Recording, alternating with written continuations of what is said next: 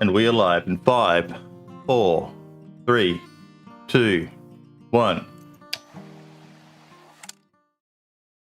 And welcome to episode 75 of the DayZ Podcast. What a week. We are joined once again by Lad. How you doing, buddy? I'm all right. I am absolutely shattered of playing Experimental since it came out. I am so tired. It's been a week so good. Oh, In God, fact, yes. that we also have our other regular co-host, Mark. Welcome back, buddy. Thank you. Good to be back. What a week to be back, mate. Yeah, been a busy one. And before we can even get into the topic of 1.14, we have to have a chat with our guest, Mr. HunterCZ. We'll just call you Hunter, buddy. How you doing, mate? Hi, fine. Ciao. I didn't understand a thing you said then, mate. What did you say? Oh, hi. Oh, there we go. Now I understand. It was like, yeah. I'm a little bit nervous. Yeah.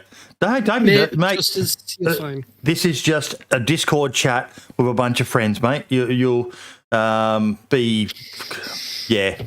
This shouldn't be nerve-wracking for you, mate. But it makes me feel good that you think it is something to be nervous about. But this is just a Discord chat where we talk about DayZ and shit we love, man. But speaking of things we love, your fucking DayZ dog mod, mate.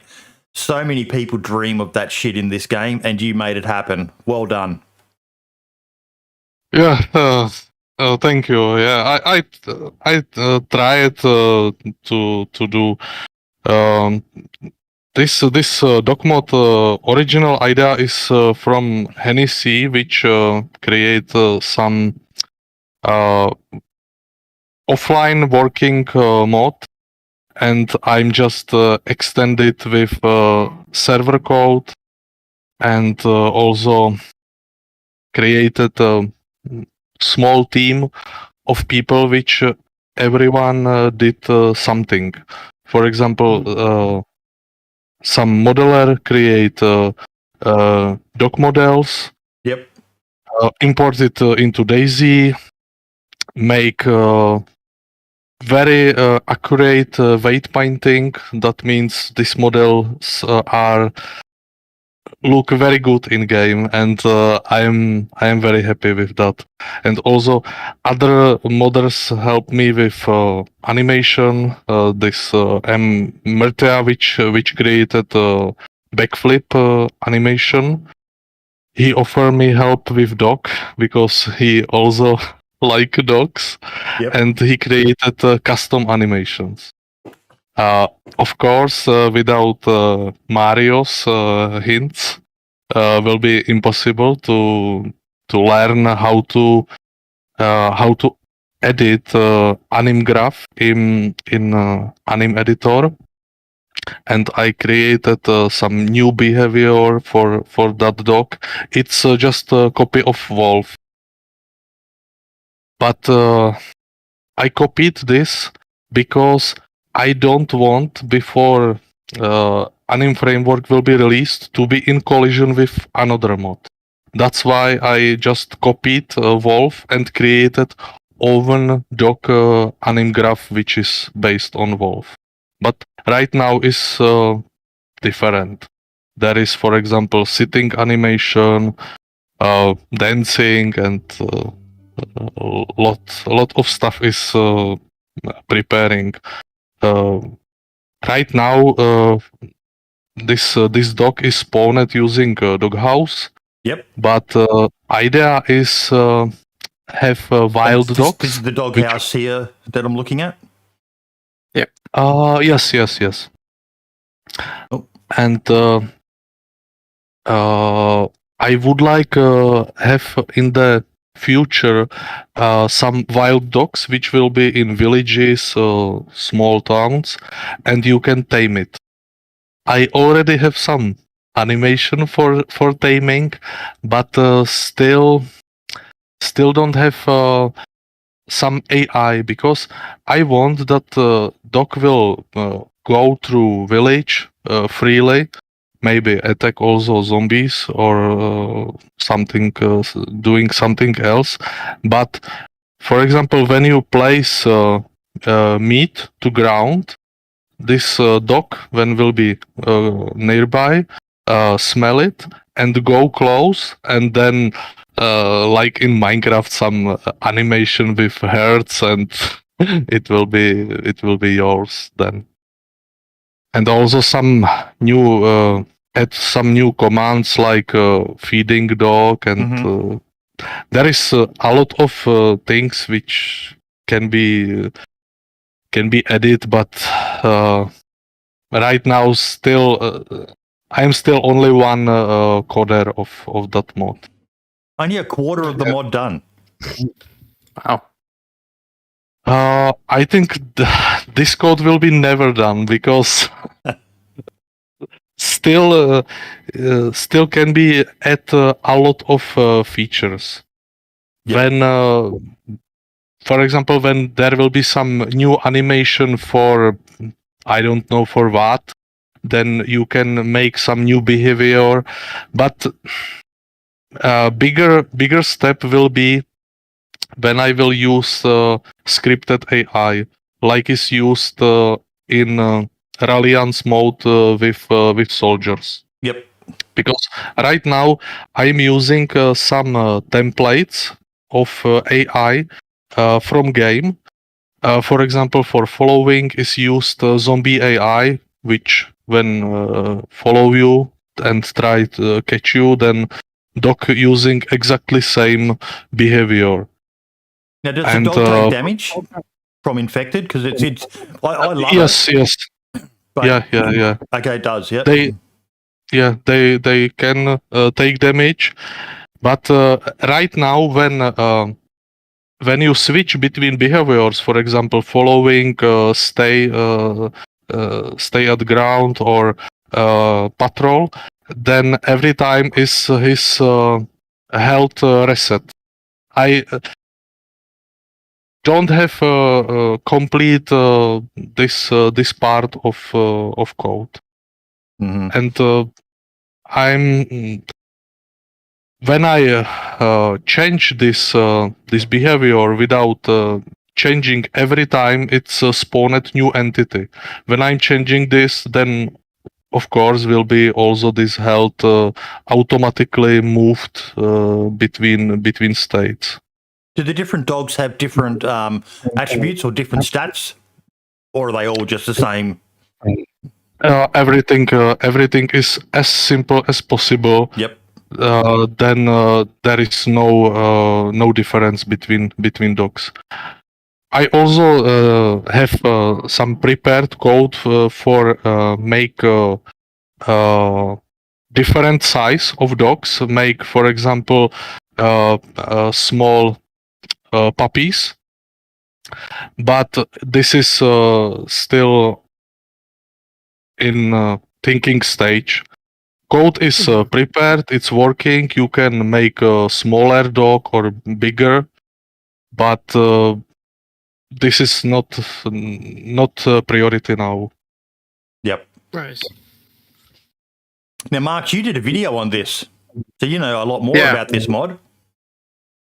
I know. I think it's been updated quite a bit since I've done it, but yeah, it was really cool to find a mod like this, because how many times have you heard people ask about a dog mod, or a dog in DayZ or stuff like that, and to finally done it just exploded on YouTube, and people were really, really happy with it and stuff, and I'm glad that it's still very popular, and it's just such a cool thing, because it's nice having a dog with you that you can just kind of have as extra protection for obviously killing zombies or whatnot. It'd be cool if it could like attack players or something like that. If it was like, if it knew a player was like an enemy or something, or if a player shot at you, then it could go and attack a player or something like that. I think that'd be really cool. Yeah, for that we need from Bohemia some methods. I already created a ticket on Bohemia Backtracker to have a similar possibility like we have on Infected. To set, for example, target. the previous version of DayZ, they added, for example, noise, new method for creating noise, which can attract zombies or another AI, but will be better if instead of noise, just set target entity or, for example, position, and this way will be possible to program following of player or attacking player or something. It will be open new possibilities. Yeah. Mhm. So Did how do you heal your dog? Yeah. How do you heal your dog? Not catch it, please, again. Oh, sorry. I'm looking at this video in the background now, and it looks like the dog was out fighting and it was being attacked by infected as well. So they obviously take damage. Are you able to heal them? I think I can add this feature of maybe later. So at the I moment, also- they've got a finite, a limited amount of hit points, do they? Once they take too many, they die? Yes, this dog can die. They have exactly same hit points like Wolf. It's just a copy of Wolf with config. I would be devastated if my dog died on me, Marks. Yeah, it would be pretty heartbreaking out if it did. You'd want to give up and just leave the server for a while. There were some cat lovers that were not a fan of this mod, and they were like, "Yeah, no, if I got that dog, I'd shoot the dog instantly." And I'm like, "Wow, meanie, Yeah. leave the dog alone." You know, there's always something I've wanted to know about, because I do a lot of these like highlight videos for different mods and stuff, and I've always wondered, do the videos like that, like those highlight videos, do they help the mod? Do they make the mod become more popular? Yeah, yours video helps very well, because you did very good show features, how it's work, and it's for me it's very helpful, and that's why I put this video to mod page. Thank you for that video. You're welcome. You're welcome. Because I always say, if I find a mod that I like, I prefer making a highlight video on it than donating directly straight to the mod, because it helps everybody. You know, if the video does really well, like example this dog mod, it helps you, the creator of the mod, maybe get more attention to it, maybe gets more help to it. Hopefully donations as well if people really like it, and you know, it's something I can do more of as well, instead of just, you know, donating here or there. I think it's more beneficial that way to make a highlight video on it. And yeah, when DayZ retweeted this video as well on Twitter, it blew up even more, and it was really great to see. Yeah. As I said, in this video, you greatly show how it works. Yes. And yeah, just I'm very happy that you helped me also with this mod. That's the least I could do. I'm glad it worked, and that, you know, became as popular as it did, because it is a really, really good mod. There's nothing like it else out there. It is really, really unique, and yeah, I'm glad it's still popular and you're still working away on it. Yeah. Still, also there is a lot of some stories like this picture you see, you watching, and yeah, and in the beginning, in May, when I published this mod, I was on Discord and on Steam, like every day, a lot of comments. People contacted me, and yeah, it was very nice, and great positive feedback for that. It gives me very very big motivation to do modding and Yeah, that's the main thing. Like, yeah, when you see a mod do successful, lad, you probably know this as well, and buddy, you'll know this in the way of making a video or a live stream. If you get, people appreciate the videos you make or a mod you make and stuff like that, like it does really well. It makes you more hyped and more what's the word I'm looking, more motivated to just keep making content or making mods and becoming better, and that way. So Definitely, it's definitely. great. It's not the only mod you've got though on the workshop. Seeing quite a few things here, mate. Yeah, I did some other mods. I started. I think it's already 2 years ago. I think, and my first successful mod was Treasure, which add to DayZ some kind of missions. It was mostly taken ideas from my another favorite game called 7 Days to Die. There was some kind of treasure you can dig and found some good stuff. Yeah, and when I found that in DayZ is possible bury things underground, then it was only time question to create that mod, and I learned a lot of stuff, and also in the beginning asked a lot of questions on DayZ modding Discord. And I must say thanks to all which helped me with my beginning of modding in DayZ. A lot of people, Wardog, Jacob, Arkansas, give me a lot of hints, and it's a very long list of guru modders which helped me with beginning. This actually looks like a really cool mod. I wasn't aware of this one before. So you find these photos in game, and it's got a photo from in game, and then a message on the back, which is like a clue to where the treasure is buried. Is that right? Yes. That's brilliant. And later I added some new features because players and server admins give me some feedback, and I created, for example, a radio treasure.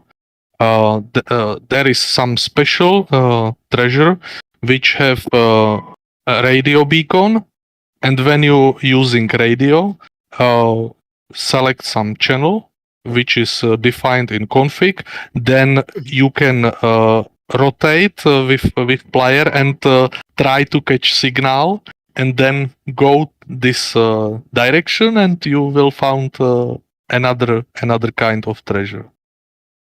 I think you've got to do it another video, Mark. So I think this needs further explanation. Cool. That's brilliant. Like, I love survivor missions because it gives you something else to do in game, other than just well, now we've got the 2 radioactive or in toxic zones plus the chopper crashes, but something like this, along with survivor missions, this is just brilliant, especially for those more interactive PvE focused servers. These sorts of things are brilliant. I'm a huge fan of this. I definitely want to check this out more, Hunter. This is brilliant. Yeah. This mod, treasure and the survivor mission, they was published on workshop very close date. My mod was I don't know where it was. I think January, and next week will be was published survivor mission, and I am also cooperating with author of survivor mission on my another mod. Oh, awesome! Just world of modders is very small. I love how all of you guys work together so often, mate. Yeah, and I also when I now on some level, then I'm also trying to help beginners with modding, because I know the beginning was very very difficult when some newbie is coming to DayZ modding. Yep. Yeah, I mean, I only just started modding January last year. Well, sorry, not January, about March, April time, because of the first lockdown in the UK. And I had a lot of help from Dump Grandmass, but it was very difficult to try and find any kind of like resources to do what I initially planned. So it's good that you're still creating, quite frankly, really fucking awesome mods, and Yeah. also helping out the new guys, if they need it, which is fantastic, absolutely fantastic. Yeah, and for me, it's this DayZ modding also very good training of my English. I still need improve, I know, but No, you've got but pretty good English, mate. I like talking English, and sometimes when I'm trying explain some problem or something, it's very fast during our conversation instead of the texting in Discord. Sometimes it's better just share my screen, show some code snippet, and explain. Okay, there you have problem. There is missing some character or blah blah blah. Yes. I even love the It's- car cover mod. Yeah. Yeah, I've this always- is very successful mod, but it's some funny history of that mod. Because when I started playing DayZ on official, of course, not know that there is mods and something, then in game was only, I think, only blue Lada, and then I want not lost my car and then park in forest. And I say, oh, there will be super when will be possible to camouflage my car in forest to nobody steal it. And then created a ticket on Bohemia backtracker that will be very nice to have this feature. Then some time is flowing, and after 1 year or something like this, there was 1.10, and in this version was in every restart on server where I played, every restart some car was lost because car was on every restart spawned on map again and again, and in this version was very buggy because this car, when they have physics, they just dancing, damage, and despawn. And I say, okay, I need solve it. Then I say, okay, it's needed disable physics, and car will not dancing, not getting damage, and not despawning. But I like this immersivity, and then I say, okay, I will try to make some cover for car and using Camonet, which is already in game, using same texture. And then I contacted Luz Clinch, which is modder which cooperating with me very long time. He is good modeler, also good scripter, and we cooperating a long time. And he helped me with models, with texture, and also Spurgle. Yeah, I must say, Spurgle was first impulse which gave me that idea, because he created his trolley card and created camo over that, and I say, okay, I must create something like this, and then created first covers for vanilla cars, and when I created some preview video on Twitch, and I then got some feedback what to do. Will be good to have, for example, slot for Camonet to take it together with car, and then step by step edit new features, fixed bugs, and when Namalsk was started popular, then edit Winter Camonet, Yes. and some weeks ago when Takistan Plus was again hype, then okay, asked Luz Clinch, please try create some desert texture for our mod, and he did it, and it is also very nice, and I am happy that people still using this mode. It's a good Yeah, mod. That's why. yeah. It's like, to be fair, when Takistan came out, there was a bit of an outcry for kind of like desert-related clothing packs and whatnot. I was wondering. I wonder how long it's going to take for the car cover mod to have a desert one. Yeah. So, because Yeah, I saw the one that he did for Namalsk, and I've always been intrigued about how you do it, because you replace the car model completely, like you store it or something, and you just replace it with that model. Yeah. Yeah. This is when I started thinking about this mod, I think it only about just disable physics on car and have it persistent between server restart. But yeah, I forgot this continue with this funny story. When I published this mod, 1 week after publishing this mod, Bohemia fixed most of problem with despawning cars in 1.10. It was also very very funny. Yeah. Okay. When I go back to this, yes, it's copied from car to this cover object, which is house no destruct,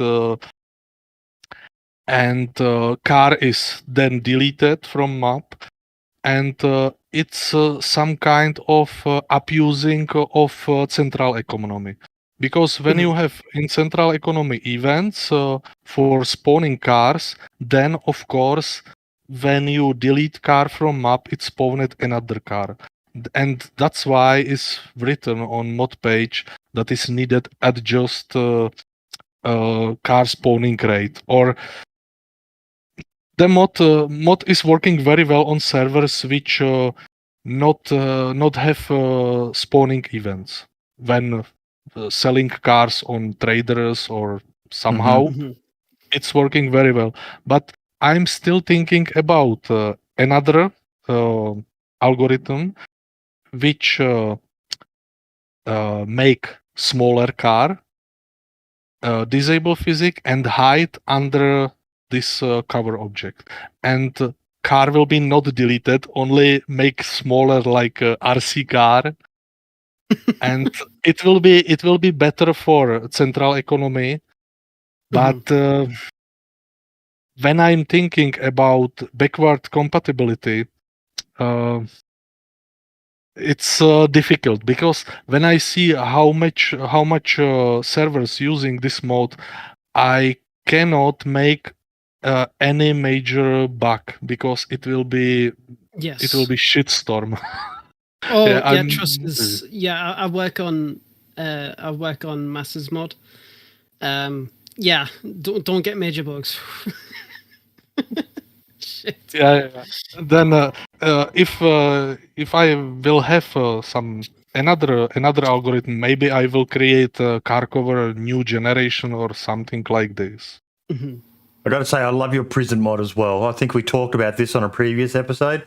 I think it's absolutely gold. It's a great tool for admins on community servers. Yeah. This is another just recycled my. Okay, I will try explain. In the past, I had Minecraft servers, and we had some Prison on Minecraft server, which was completely scripted.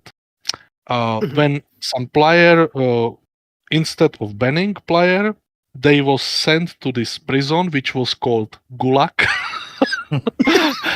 and there was for example forced labor like mining stones or crafting things, and only when player did all this task, then was for example transferred to next level of this prison, and then get another task, and when all task was done, then the player was free. And it was very funny because a lot of players was interested. Oh, there is some gulag. How to get to gulag? You must break rules. Players started breaking rules because they won't go to gulag. That's funny. That's good. That's pretty Yeah, good. I think that's It's very always sometimes counterproductive. You influence something to stop people breaking rules, and instead it makes people start breaking rules. yeah, and for example, when was created some events like Prison Break and this, it was a lot of fun for players and admins because it's just game which is for fun, relax, and yeah, I like this. It's a good mod, mate. You've got some really cool stuff in the shop, doesn't he, Marks? He does. He really, really does. Nice, kind of, in a way, like simple mods, but ones that everybody will like use. That way, which I think are great. I think with the prison one, that could be quite cool now. Like if, say, the prison was in, like maybe you made Prison Island a toxic zone, and now they had to do some missions in the toxic zone to be able to get a gas masks and stuff like this before they die or something. Could be kind of cool. Start messing around with it a little bit. Be pretty sick. Yeah, I'm thinking about using triggers for actions and prepare some tasks or missions for prisoners and make it more automatically. For example, there was already feedback that will be very nice to connect prison with PvEZ mod when some player kill another in PvE zone, then will be immediately sent to prison. Actually, that'd be a good. Yeah, that's clever. Actually, that'd be a good way to stop people killing in PvE zones, because there's no real way to punish someone for that, is there? Like, if it could automatically detect that somebody has done it in that zone, then there's no like, he can't deny it or stuff like that because he clearly killed the person. Like, so save a lot of hassle for admins and stuff. I suppose, isn't it? That's actually quite a clever idea. Do they lose all the gear they had on them, or is that like put into a storage while they're in the prison and they get it back, or is that part of the punishment? I'm trying to make my mods as simple as possible, and that's why for me it's very simple, just clear inventory and not storing anything. It's just a part of punishment. Yeah, and for me, from programming point of view, it's for me simpler. Just delete inventory, give him prisoner's wear, and it's all. It's cool. Yeah, I really like that one. It's a clever idea. What's your favourite mod? You've definitely got. Sorry, you go, Mark. Sorry, Blad. Mark's only been gone in like a couple of weeks. It's fine. No, but you've definitely got a really nice selection of mods that you've got going. Is there any kind of like ones that you haven't published that you're secretly working on, that the next big thing for yourself? I have a lot of ideas, but not too much time. And also, for example, past weeks I'm not really productive, just resting and doing in real life another things. Yeah. But I working on ship. Yes, I've seen snippets of that. Yeah. It was also this, some very funny story with that, because it was I created air raid mode where is planes and this stuff, and I created also submarine which is sailing on sea, and there was also model of ship. And when I talked with Loose Clinch, and we talked, oh, it will be nice to have this ship on sea, and in this time was no expansion released, and we started experimenting with this ship as a movable house, like my airplanes in air raid mode.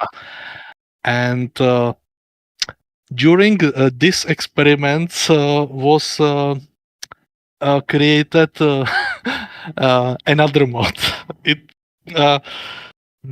Because another modder, Luch, which is author of Chimsy map, say, oh, it's fine. You know how to attach player to ship and move together. It will be very nice on cars.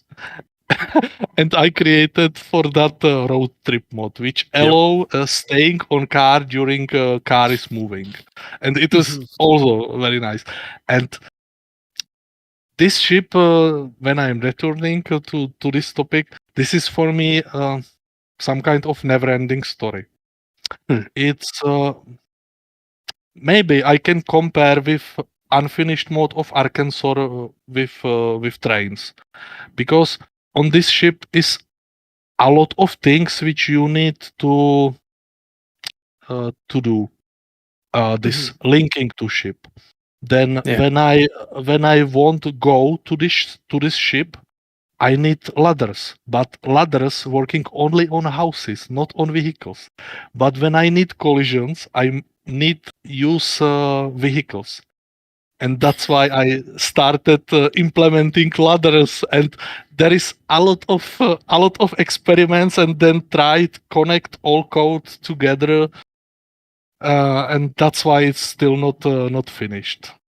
No, that's understandable. I mean, I've been trying to keep up with what you've been doing with the boat for quite some time, and it looks absolutely wonderful, and I can't wait for it to be done, especially for maps like Derail. Instead of swimming across the places, you can just take the boat to get out there. And other maps who decide to have oil rigs for bases and whatnot.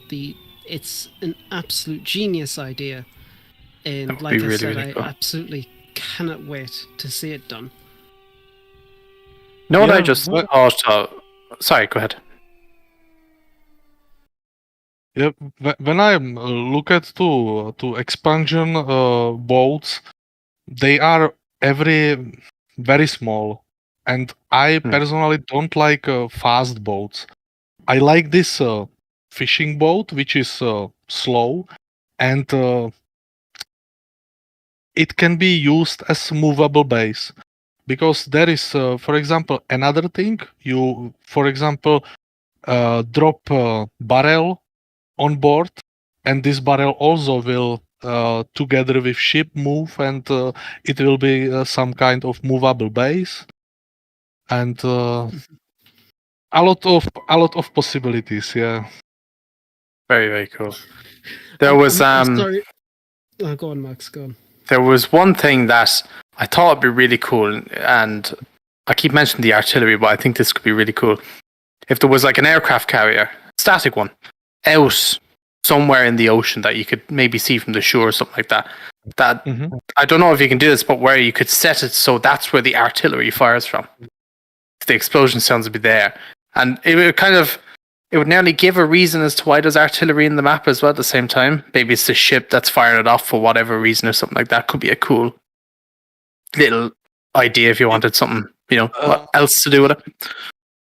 I think this ship, it's a very nice idea, and when someone helped me with model of some, I don't know, battleship or destroyer or something, then will be just static object in C, then some particles, sounds, and it will be possible to do that. Yeah, I think it would be cool anyway. I don't know if other people would say the same, but just something, always something else, something small, nice little detail to have on a server. That snowmobiles mod actually down the bottom of that page there, buddy. I also made a video on that a while ago when the mask came out. Another good mod. Yes, Yeah. Yet to try that mod out. I really, really want to. It's quite good. It's quite fun. Yeah, I'm absolutely looking forward for animation framework, which allow to finally have animation when you have handlebars and not steering wheel on this snowmobile. That's the only like weird thing about it, but it makes sense as to why it's there. Like but still cool nonetheless. Maybe never know. Might get a bicycle soon enough in game. Who knows? And the animations will be there. Fingers crossed on Can always bike, hope, right? Fingers crossed. So which of these is your little baby? Which is your favourite mod, Hunter? Oh, it's I really like working on dog mode. I was hoping you were going to say dogs. Yeah, I have in real life I have a German Shepherd, and it's very nice and clever dog. You need to implement a Chihuahua, like a really rabid Chihuahua that just jumps up and attacks the throats of infected. I think it will be also possible. They have same skeleton, and when I know how to make it smaller, then it will be possible. I already tried make dogs smaller, and it will be definitely possible. And also when you talked in the past about cats, yes, it possible also make cats in DayZ. What would the cat do? Yeah, Catch rats for Nothing. you?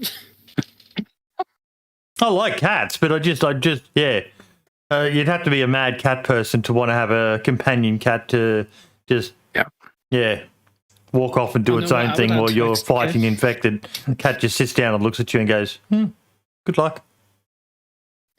Yeah, I think it will be possible. Just it's just needed only model and make it good with.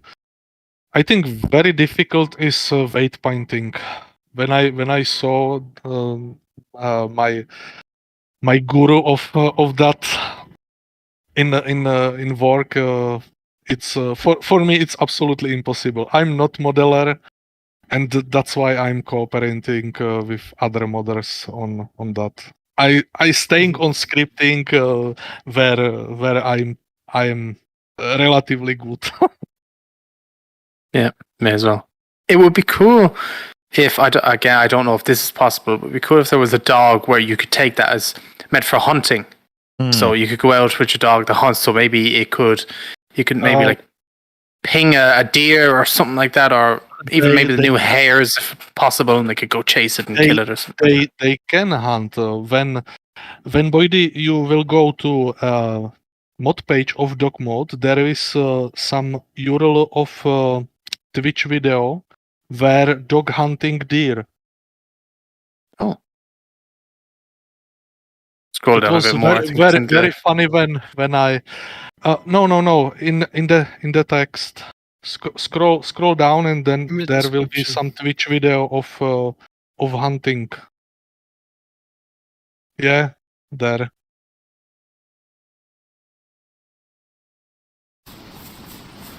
Yeah, nice.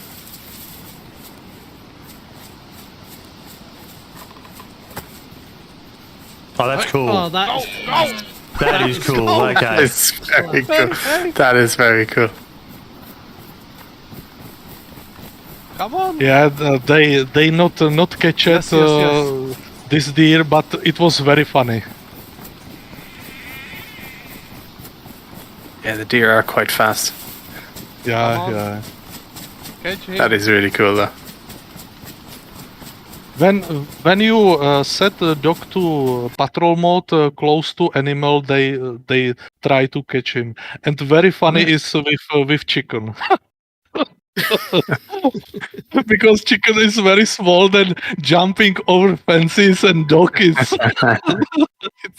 That's gotta be cool. Very, That's pretty very funny. funny. Yeah. I like this. Known issues. I know this mod is not perfectly patient as it is a work in progress. The dog is sometimes very lazy and doesn't want to follow you. Yeah. I must put this information here because I know that this mod also, as I said, this will be never finished because there is a lot of things which can be added, which can be improved, and so on. No, well done, mate. Well done. I'm always stunned at the stuff that you modders are adding to the game. It's just, it's brilliant. I feel for our poor console brothers and sisters because they don't get any of this sort of stuff. But here on PC, we are certainly blessed with being able to pretty much create a server however you want it to be. And I'm still yet to actually play a server that I'm aware of that has the dog mod. So I need to look one out because I love dogs. Love dogs. I'll definitely be getting a golden retriever as my companion. But I do worry that if it dies, it'd make me uninstall. Oh God. Yeah, when I saw some video on YouTube, there is some girl make the showcase of dog mode, and they want to show how to spawn dog, and his friends say, "Oh, you must kill your dog to show it in video how to spawn dog." No. Okay, we skip this part. Yeah. Oh my god. Poor dog. Oh, that'd just do my head in. So, sorry, Mark. Les? I was just going to say, I just want a battle pug. That's what I want. A battle pug. Add that next. I want a battle Bites her ankles. pug. Why? Have to have the mod one in like Count Denkulas. Yeah. Yes. Oh, wow. But, Might get banned for that one. Yeah. We won't say why we need Count Denkulas one, but I could laugh. Yeah. God almighty. So, what a week, folks. Ah. 1.14. yeah. Something happened this week.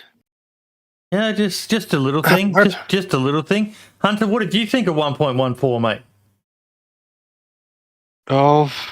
When I read that very long changelog, I was very happy because for me it's look like maybe Bohemia have new developers or how to say fresh power, and especially modding part of changelog make me very very happy because they doing things for modders, and it's very fine because everything which we can do it can improve game and show and allow new things. Marks, And- you delved yeah. right into this, buddy. Mm-hmm. Yeah. It's great. No, I didn't actually read the modding changelogs or anything like that, but just from the general changes and stuff added, it's great. It seems like they might have either have gotten more funding or something has changed at BI because it's just a lot of changes that people have asked for years and years, and now it's happened. With bulb up animations, sunglasses actually work properly now. They have a tint when you put them on. Motorcycle helmets. There was stuff done. So, like, is it weapons in general, or is it high tier weapons or something when they're stored in a base? it doesn't count towards the loot pool or something now. And It's high tier weapons. Yeah, it's mainly meant to combat like especially the bad situations on consoles where like M4s, SVDs, all the really high tier weapons.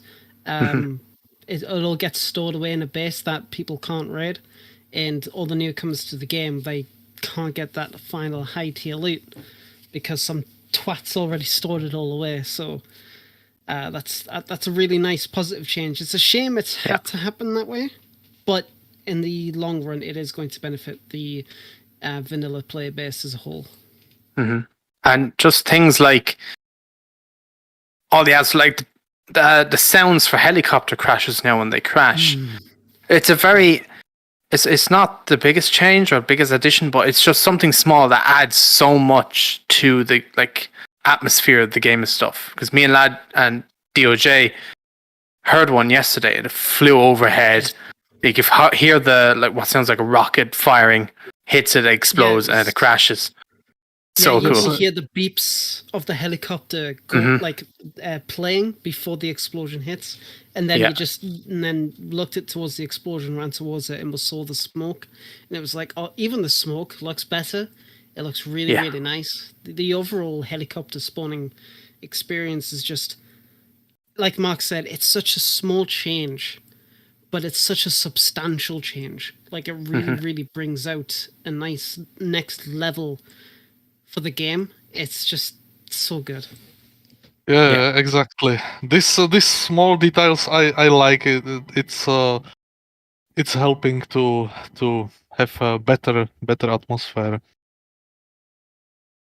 Yeah, and the same with the toxic zones. When you go into a toxic zone, or whether you are in one that's dynamic, you go into it, and when you're in it, it doesn't feel like it's DayZ. No, there's something about it with that ambient music that plays, and the particles of the stuff, and the noise of the gas mask and stuff, and the noise of the gas mask when it's slowly running out. Another small little detail, but makes a world of a difference. It's unreal. It's crazy good. That's potentially one of my favourite things they added in this mod is that wheezing sound that I pushed it right to the limit with my guy when I was in Pavlovo, and as it's getting close to the end, it actually adds to the oh shit, and because you're in the gas, you're not really like people will get to know the size of the infected zones, but right now, when you don't know how far away you are from the edge, if you're exiting from a different side that you entered on, it adds to the intensity of the situation because your characters. Oh, that was a horrible noise to make. But yeah, it's just it's crazy. It's hard to explain how good it is, if that makes sense. Yes, but for a YouTuber who makes videos on these, that's not a good thing to say, mate. You've got to explain how good it is. Like it's great. Like I just an hour ago put up a video going into the toxic zones, and so we show off like the gas masks, and we show off the toxic zones itself and the dynamic ones as well.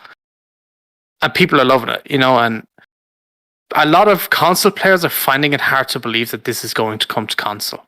There's something you've hit the point that, and I know you're not the biggest console fan in the world, Marks, but a lot of your audience are console players, and I've seen some people overwhelmingly, like you say, the feedback has been very positive, lad. But what people have got to remember is for console, this is like they've almost reinvented the fucking wheel and done it better. This is huge for console, lad. It actually is, and as you said, it's how to explain it. It's like I don't think. I mean, we all knew at the start of the year that they were going to add some kind of like environmental threat, and I don't think anybody actually expected it to be. Well, there's probably quite a few expected to be toxic zones, but not in the level that it is right now. Maybe like a couple of static ones. I'm still surprised there's not one at Tizzy. Like you would think there would be one at Tizzy, considering the concept art for it. That was the whole point. But the locations where it's at, especially at Riffy, really makes people, go inlands to get back to the coast to explore that kind of area. Like in the first day when it came out, DOJ and I, no, exactly, Mango. There isn't one. It's a dynamic one. There's quite a few dynamic ones that hit there, but it's overall the way that they've done it is fantastic. And I can already tell if they decide like what it is right now, it's going to stay as is. There's going to be some mod out there that'll expand it. Oh yeah, 100%. I think we were talking about it, Max. It's a shame you couldn't put charcoal tablets in the filters to replenish them. I want to do that. I want to make that as a little mod, just like a little thing. Yeah. And I saw Dewan was talking about contaminated food, and stuff like that in the dynamic zone. So that would be really, really, really cool to have. And I mean, I might try it. Maybe, who fucking knows? I saw that. I think that would be really cool. And the possibilities, just for the toxic zone section alone, is just wonderful.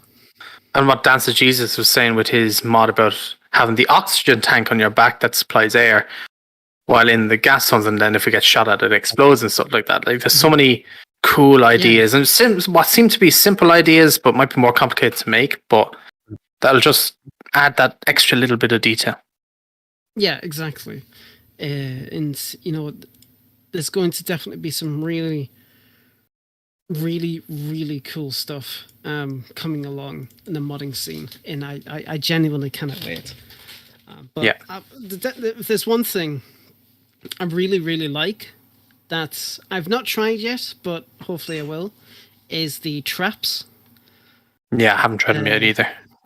Yeah, I haven't seen any clips of them yet, but it's so nice that such an old feature like that is back and it's working, as far as I'm aware, fucking hopefully. Yeah. But I definitely want to learn how triggers function.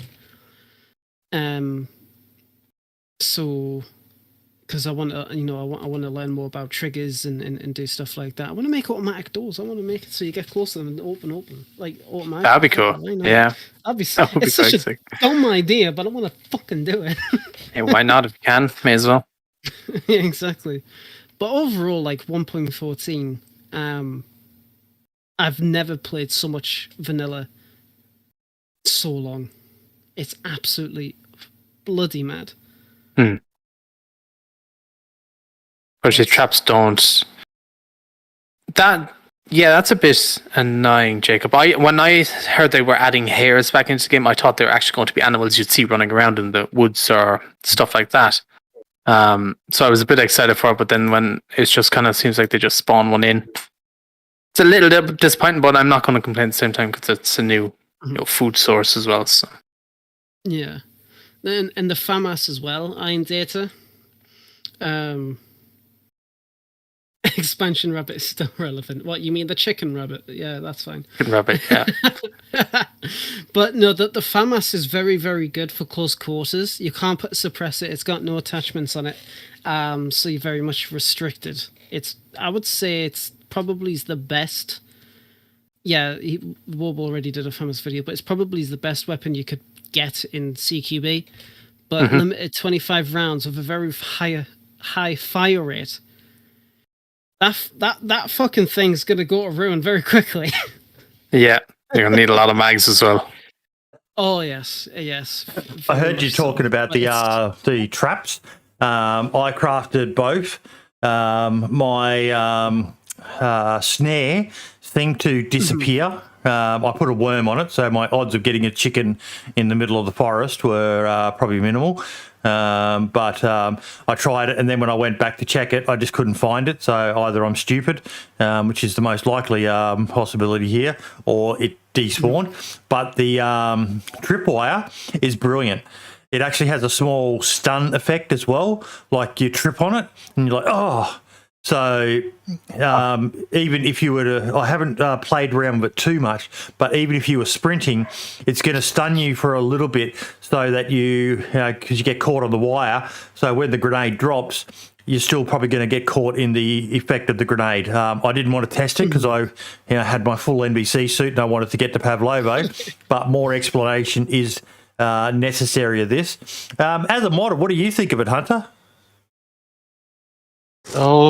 I like these traps because these traps can solve a lot of situation when, for example, you hiding in house around our enemies. You set up some trap.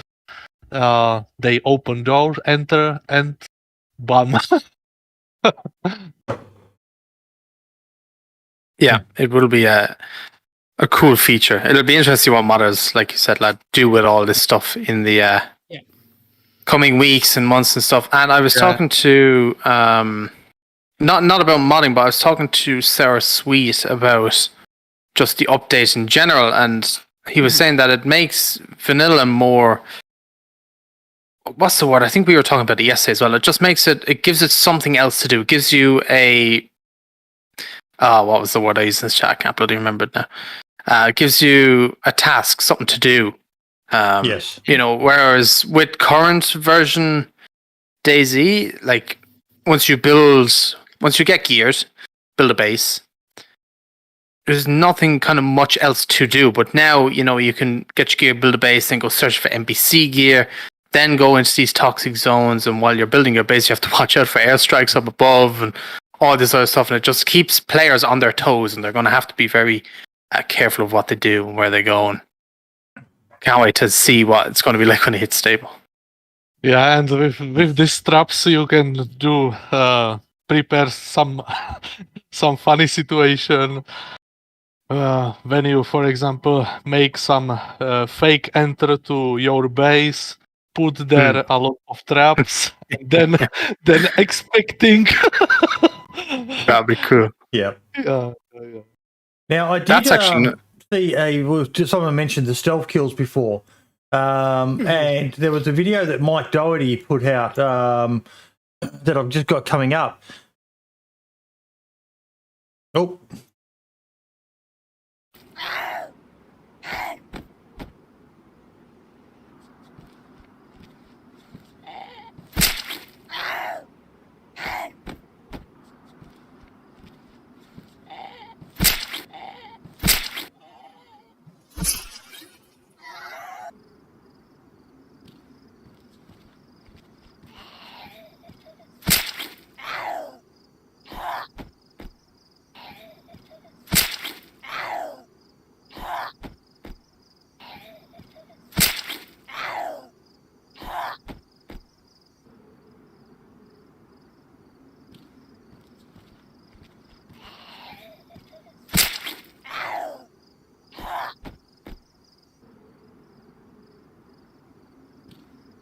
I hadn't really noticed it. You guys?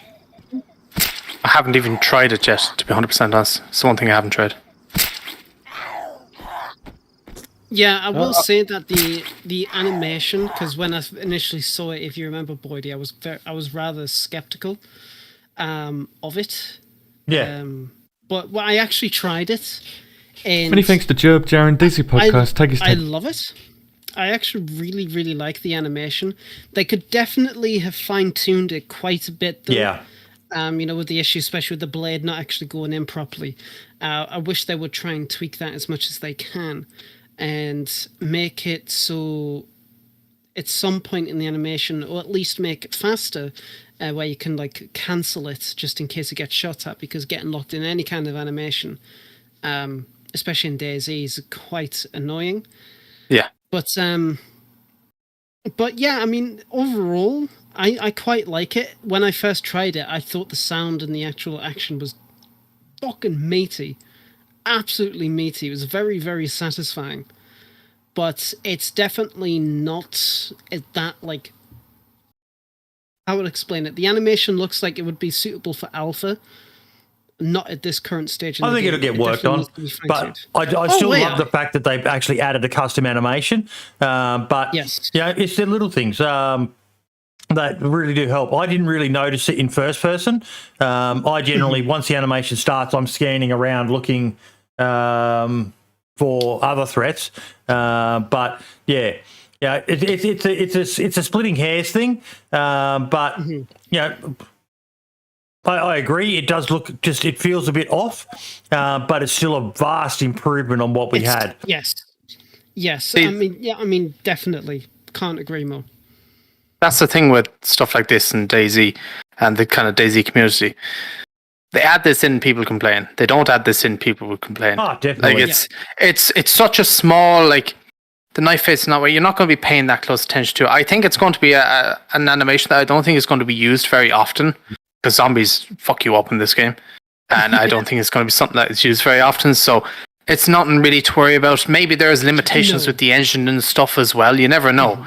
There could be reasons for it. It'll probably be worked on in future updates, I would assume, if they have access to this animation team now. Yeah. So it's nothing to worry about. It'll be fixed at some stage, and if not, who really cares? You know, I'm happy it's there. I'm very happy it's there, but not the end of the world. Same here. No, it's just going to make us completely uninstall the game. Absolutely unplayable. 0. You were talking about the contaminated food before as well, and I saw a tweet about it. And I love this idea that animals become, you can't eat them. So if you go into town after the lifts and the dead animals are in there and that they're toxic, and maybe you could cook them to remove it. I don't know. I don't understand exactly what the. Does anyone actually know what the gas is yet? Do we have that confirmed? I don't think we do. I think it's mustard gas. So when you go in unprotected, you start to bleed, right? And then you'll continuously bleed until obviously you bloody die. When you cough, if you don't have any gloves on, your hands get bloody, and it'll continuously do that. And the only way to actually get rid of the sickness when you're out is to use the pox antidote, and that's it. So it might be some kind of like. It might be mustard gas, or it might be like a different variant, a brand new variant, because one thing I really like about it is that in the static zones, the NBC infected, obviously they don't die, they are protected. But in the dynamic zones, from what it kills everything we experienced, it kills literally everything, even infected. It'll kill them. Just such a good little... It's such a nice little detail. It's like... So whatever the outside forces are trying to do, it's working. So, but it's definitely very, very interesting. The effects. We're not going to talk about the outside forces. Fuck Hannah. It would be really, really interesting. If in a future update, where if you like I don't know, say for example, like your legs and your arms and your body, like the skin, the more you get sick and the more you start to perish from the whatever it is, your skin slowly turns to what it looks like with the infected. That would be a really nice detail. Like you get boils and stuff on your skin and whatnot, and your skin starts rotting, your eyes start bleeding. That would be really cool. Like at that point when you're virtually on death's door, that would be. And another idea when will be possible, the custom animation. When player will move like infected to hide in infected against another player. It will be absolutely. Man, that'd be class. Actually, I'm surprised. I wonder how easy would that or difficult that would be to, like, the little emote wheel that people can use, if you can change the stance with that tool. So cool. When we'll have infected exactly same bones like Survivor, I think it will be easily possible. But I don't know how actually they have bones in game. Yeah. Fuck knows, but it would be really interesting. I like what Jacob Mango said. The particle used is contaminated area gas, big ass. Make of that of what you will. I actually, that's one thing I want to touch on as well, because Dimitri, he has his own toxic zone mod, and he's got the toxic clouds and whatnot. In the past, if a particle like smoke or whatnot, it would glitch out and it would disappear at certain angles if it was over a certain size.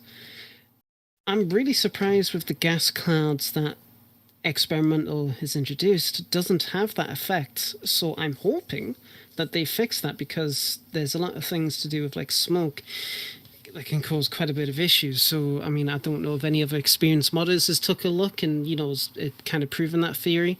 But that would be a really, really nice change. I know they've done some fixes to occlusion and whatnot. So that's quite nice as well. Yeah. So overall, I mean, like we've already said, this update seems to be really, really good. Absolutely knocked it out of the park. I still think that they've split 13 and a half in order to get this done, because there's, 13 was a bit of a lackluster update compared to this, and it only came out a month and a half after. Like, there's no way that the guys have done all of this in a month and a half. Not a chance. They've definitely cut 113 and a half to get this done. And you know what? I do not mind. I do not Totally mind worth at all. it. If it meant getting another update out for the players early, go for it. Why not? Yeah. I'm happy with it, because 14 has brought in such really cool stuff, and they've changed a lot of stuff in the background, like the AUG having a completely brand new model. It's still got the animation issues plagued with the original one, but the config is completely different. Just at a glance, it looks pretty much ready to go. We just need the rest of those animations. And with the FAMAS, obviously it's not the same design as an AUG in terms of how it actually operates, but it's a really good step in the right direction. And maybe 1.15 introduces the AUG finally after all this time, and then maybe people can shut the fuck up about it. People won't. Sorry, one good thing is they fixed this issue. I'm gonna stand in a tree. Yes. Yeah, they said on Twitter they would. So. I think it'd be the same on chair now, honestly. Put it in my pants.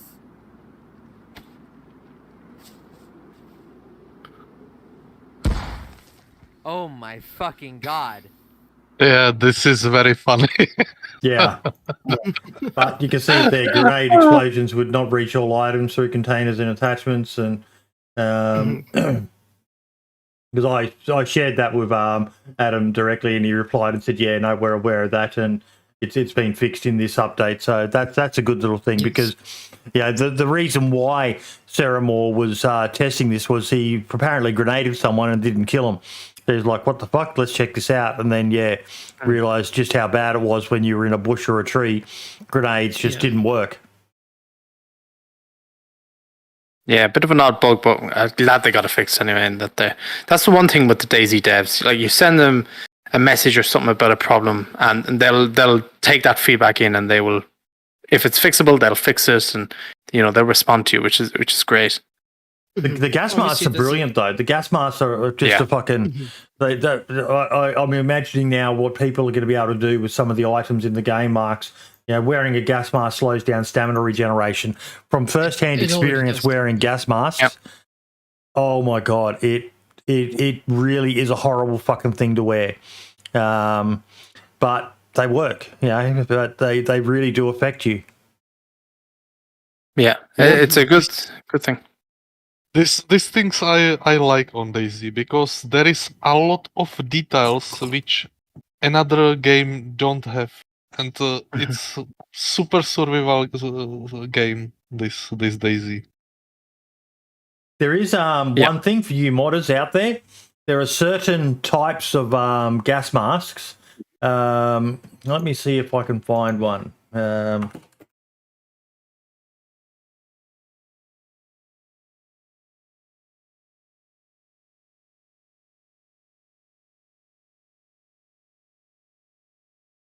Where a water bottle will actually work with the gas mask. You're actually able to connect This is the one. So it's basically got a thing on top, and the gas mask has a little hose that you can unplug and connect to the top of the water bottle, and you can still drink while wearing a gas mask.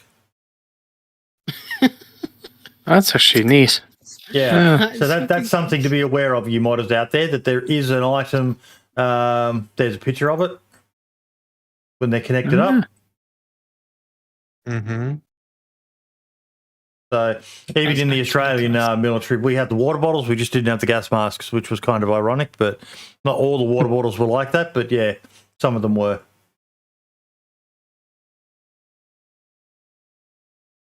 That's cool.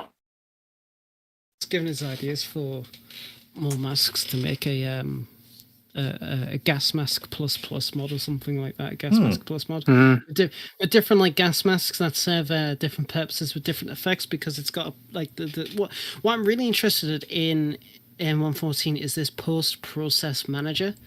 Like I haven't looked into it. I assume people like DOJ, Natal Banana, Jacob Mango, they've looked into it, but you know, especially with like the visuals of what the gas masks have in the motorbike helmets, it'd be really, really nice to have different kind of gas masks with different kind of like effects to what it does to your vision is standard, and to have like different qualities of filters that you can use.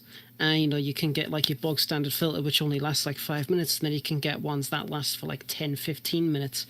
That would be really, really cool. That would be really nice to have. And God, I'm getting ideas now. You know what would be a cool addition? I don't know if this is actually in the vanilla game. I never checked, but if you put on a damaged mask and say the screen is cracked, when you put it on, it'd be cool if that had an effect. You know the way now we have the effect of the gas mask being on. Yes. Cool if there was like a cracked effect on the screen as well when you're in first person that makes it look like it's broken. I don't know if that's possible or how that could even work, but something else to add to the gas mask plus mod. Interesting little aside here. Water in fountains and metal troughs is now visual only. I used to have fun fishing in the water in the metal troughs next to barns and farms and that. But they've fixed that little exploit. Probably good they do that though, because yeah, you think? I think it's an absolute fucking shame. Like it just, oh man. I had a great comment. And they taketh away. I had a great comment on the update video when I mentioned that. And they were like, oh, they're messing around with fountains and metal troughs now, only visual only. Why don't they fix cars? And I'm like, what a stupid comment to write. It's just, I think I might have replied that. I was like, that's just stupid. That was a nice little change as well. The ammo boxes now spawn with random ammunition packs inside. I found one at a helicrash event, and it had probably about 11 or 10 boxes of various big caliber ammo, which was a nice find. Yeah, it is cool. I've not actually every single one I found.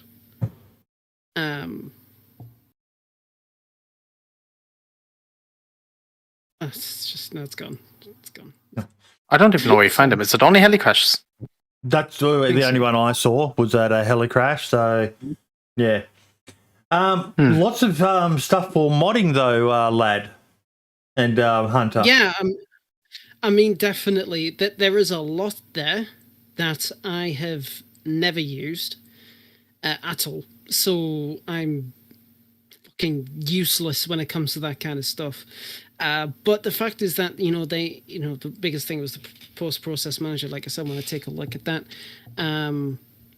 But I'm really happy that the changelog for the modding section, regardless if I use it or not, is wonderful. You know, there's more support for modders to do what they want to do, to let their imaginations run wild and to make things in developments easier so they don't have to use like weird workarounds or anything like that.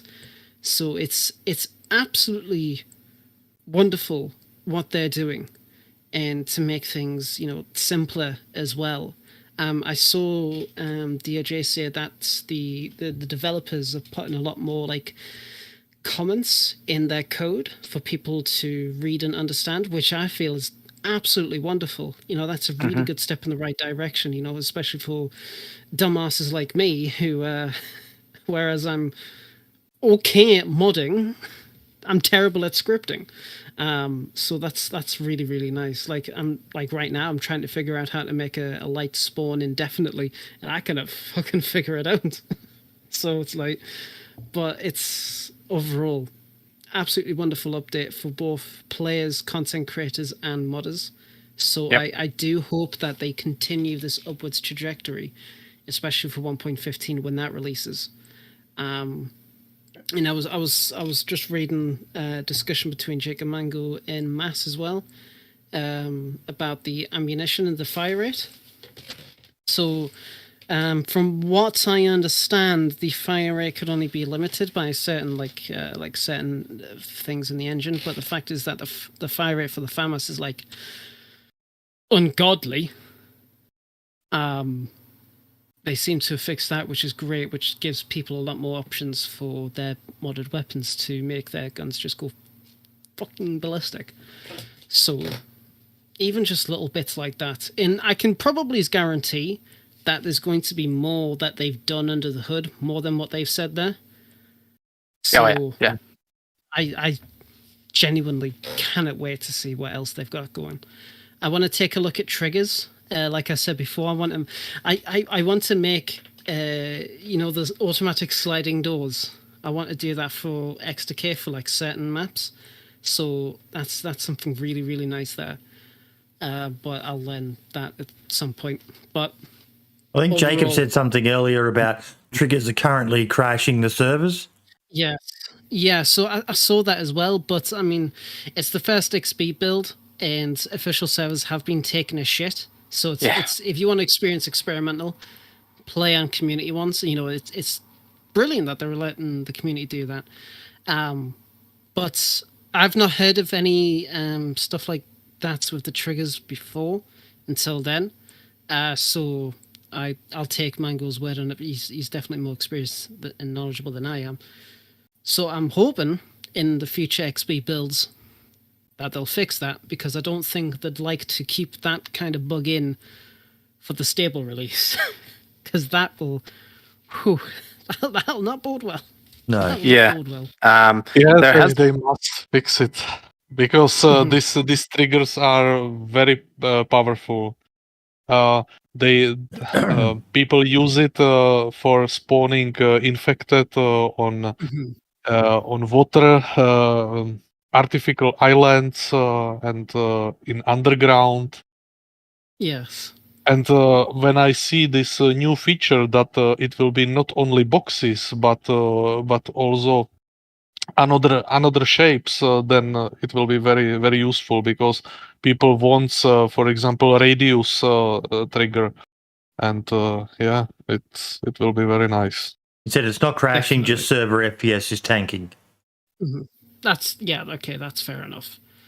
But I mean, the lower the FPS gets, the I mean, we kind of experienced that a little bit, Marks, when we played on the server. Like, even though there was quite a few people on the server, not enough for it to be full, the server FPS was starting to. It dips a bit, yeah. Got a little bit laggy, but it bounced back then, and most of the time it's been pretty good. And on the server crashing thing, just for anybody who maybe console players, because I know it's happening on Xbox as well, or for PC players or whatever, the devs are fully aware of it, and they're working on a fix, and they're talking with server providers and stuff to try and get it back up and running again. Because the first night I streamed the patch, I think every 10 to 15 minutes the servers were crashing, and it got pretty bad. So I messaged Scotty just to make sure they knew about it, and I've been hearing complaints that it's the same on Xbox as well. So it seems to be something with this patch that is doing it, and But do we know people were what falling it is, through though? Because community servers seem to be don't think so. fine. Official servers seem to be tanking. yeah. I go on. I mean, I theorize that it's probably more so to do with the providers, because DayZ servers vanilla aren't known to be that good, Greatest, to be yeah. honest. So whereas community servers, they have the wide option of getting like the absolute best they possibly can. So, you'll get community servers that can have, like, God knows how many players on, it'll be fine. But if vanilla was to do the same, yeah, not so much. So it's probably a mixture of, obviously, this new update and trying to discuss stuff with the server providers to try and get something more streamlined. But I think DayZ should just switch server providers. I'd love to know how many people were playing experimental in the last 24 hours. I think Scale Speeder said it was, I don't know if that was for DayZ or experimental, but 32,000 24-hour peak. So I don't know. I don't know if that's experimental or standard. If that's experimental, that's insane. But I'm not sure if it is. Nohex said a peak of 742 in the last 24 hours. So I'm wondering if that's the actual experimental numbers. That would seem more like, but I think that's even more than previous ones. So it's actually gone up. Because before, you were lucky if you got 100 people, I think, in total. So I think these community servers are helping a hell of a lot with that problem. Just make sure all your friends know about the community service. There's a lot of people, like even you, Marks, were, there's community service. There's people who just don't know about them. I'd forgotten about them until Spud mentioned it to me that he had one. Yeah.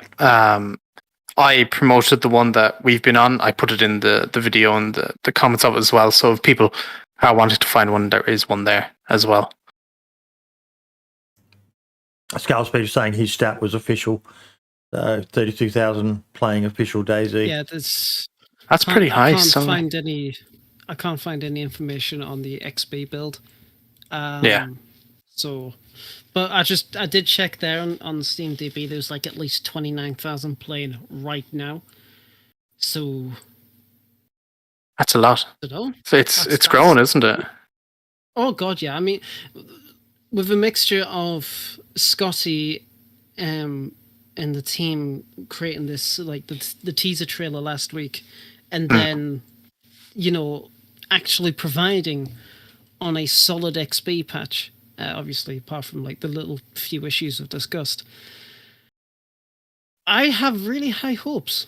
I really, really do have high hopes for DayZ, even more so now. It's kind of like reinvigorated that love for the game again.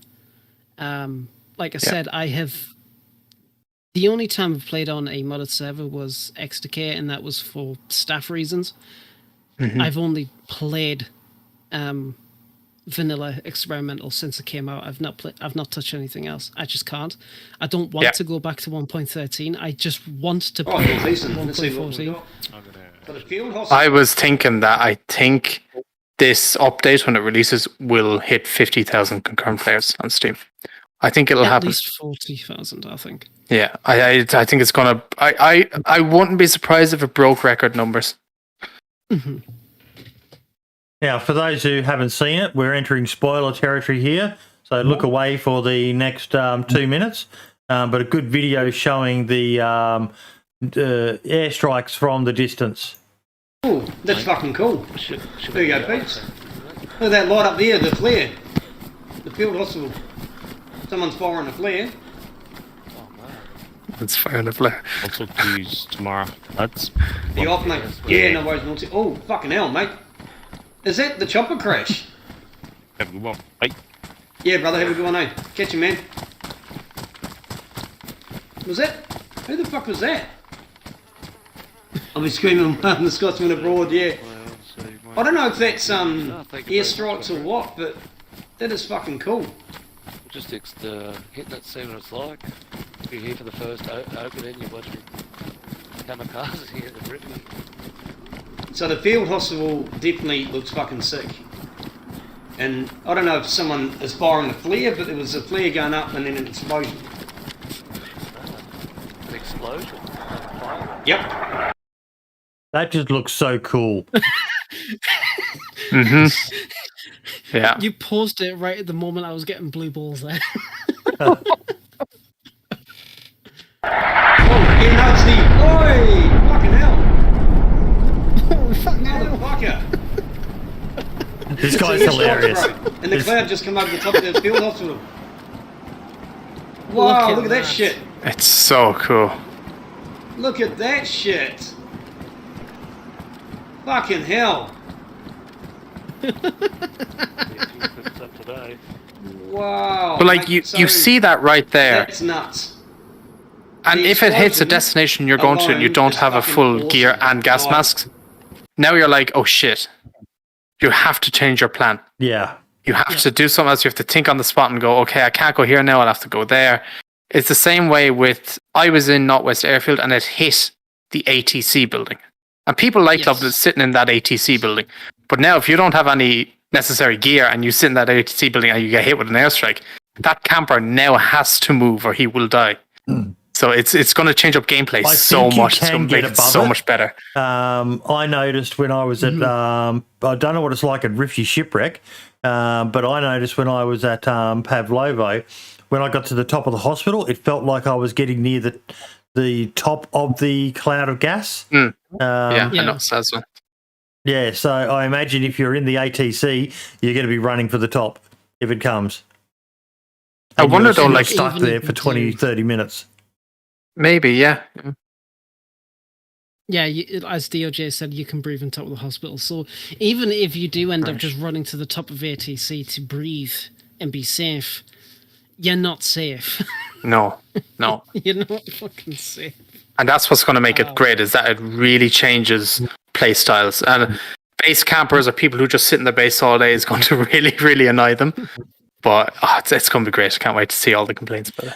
Well, that's an And interesting one thing- point there, isn't it, Hunter? The base builders, they're going to have to rethink their inks on where they build their bases unless some servers may decide to turn it off. I think you're wasting one of the best new additions to DayZ, Hunter, but they're definitely going to have to rethink their inks on where they put their bases now, aren't they, mate?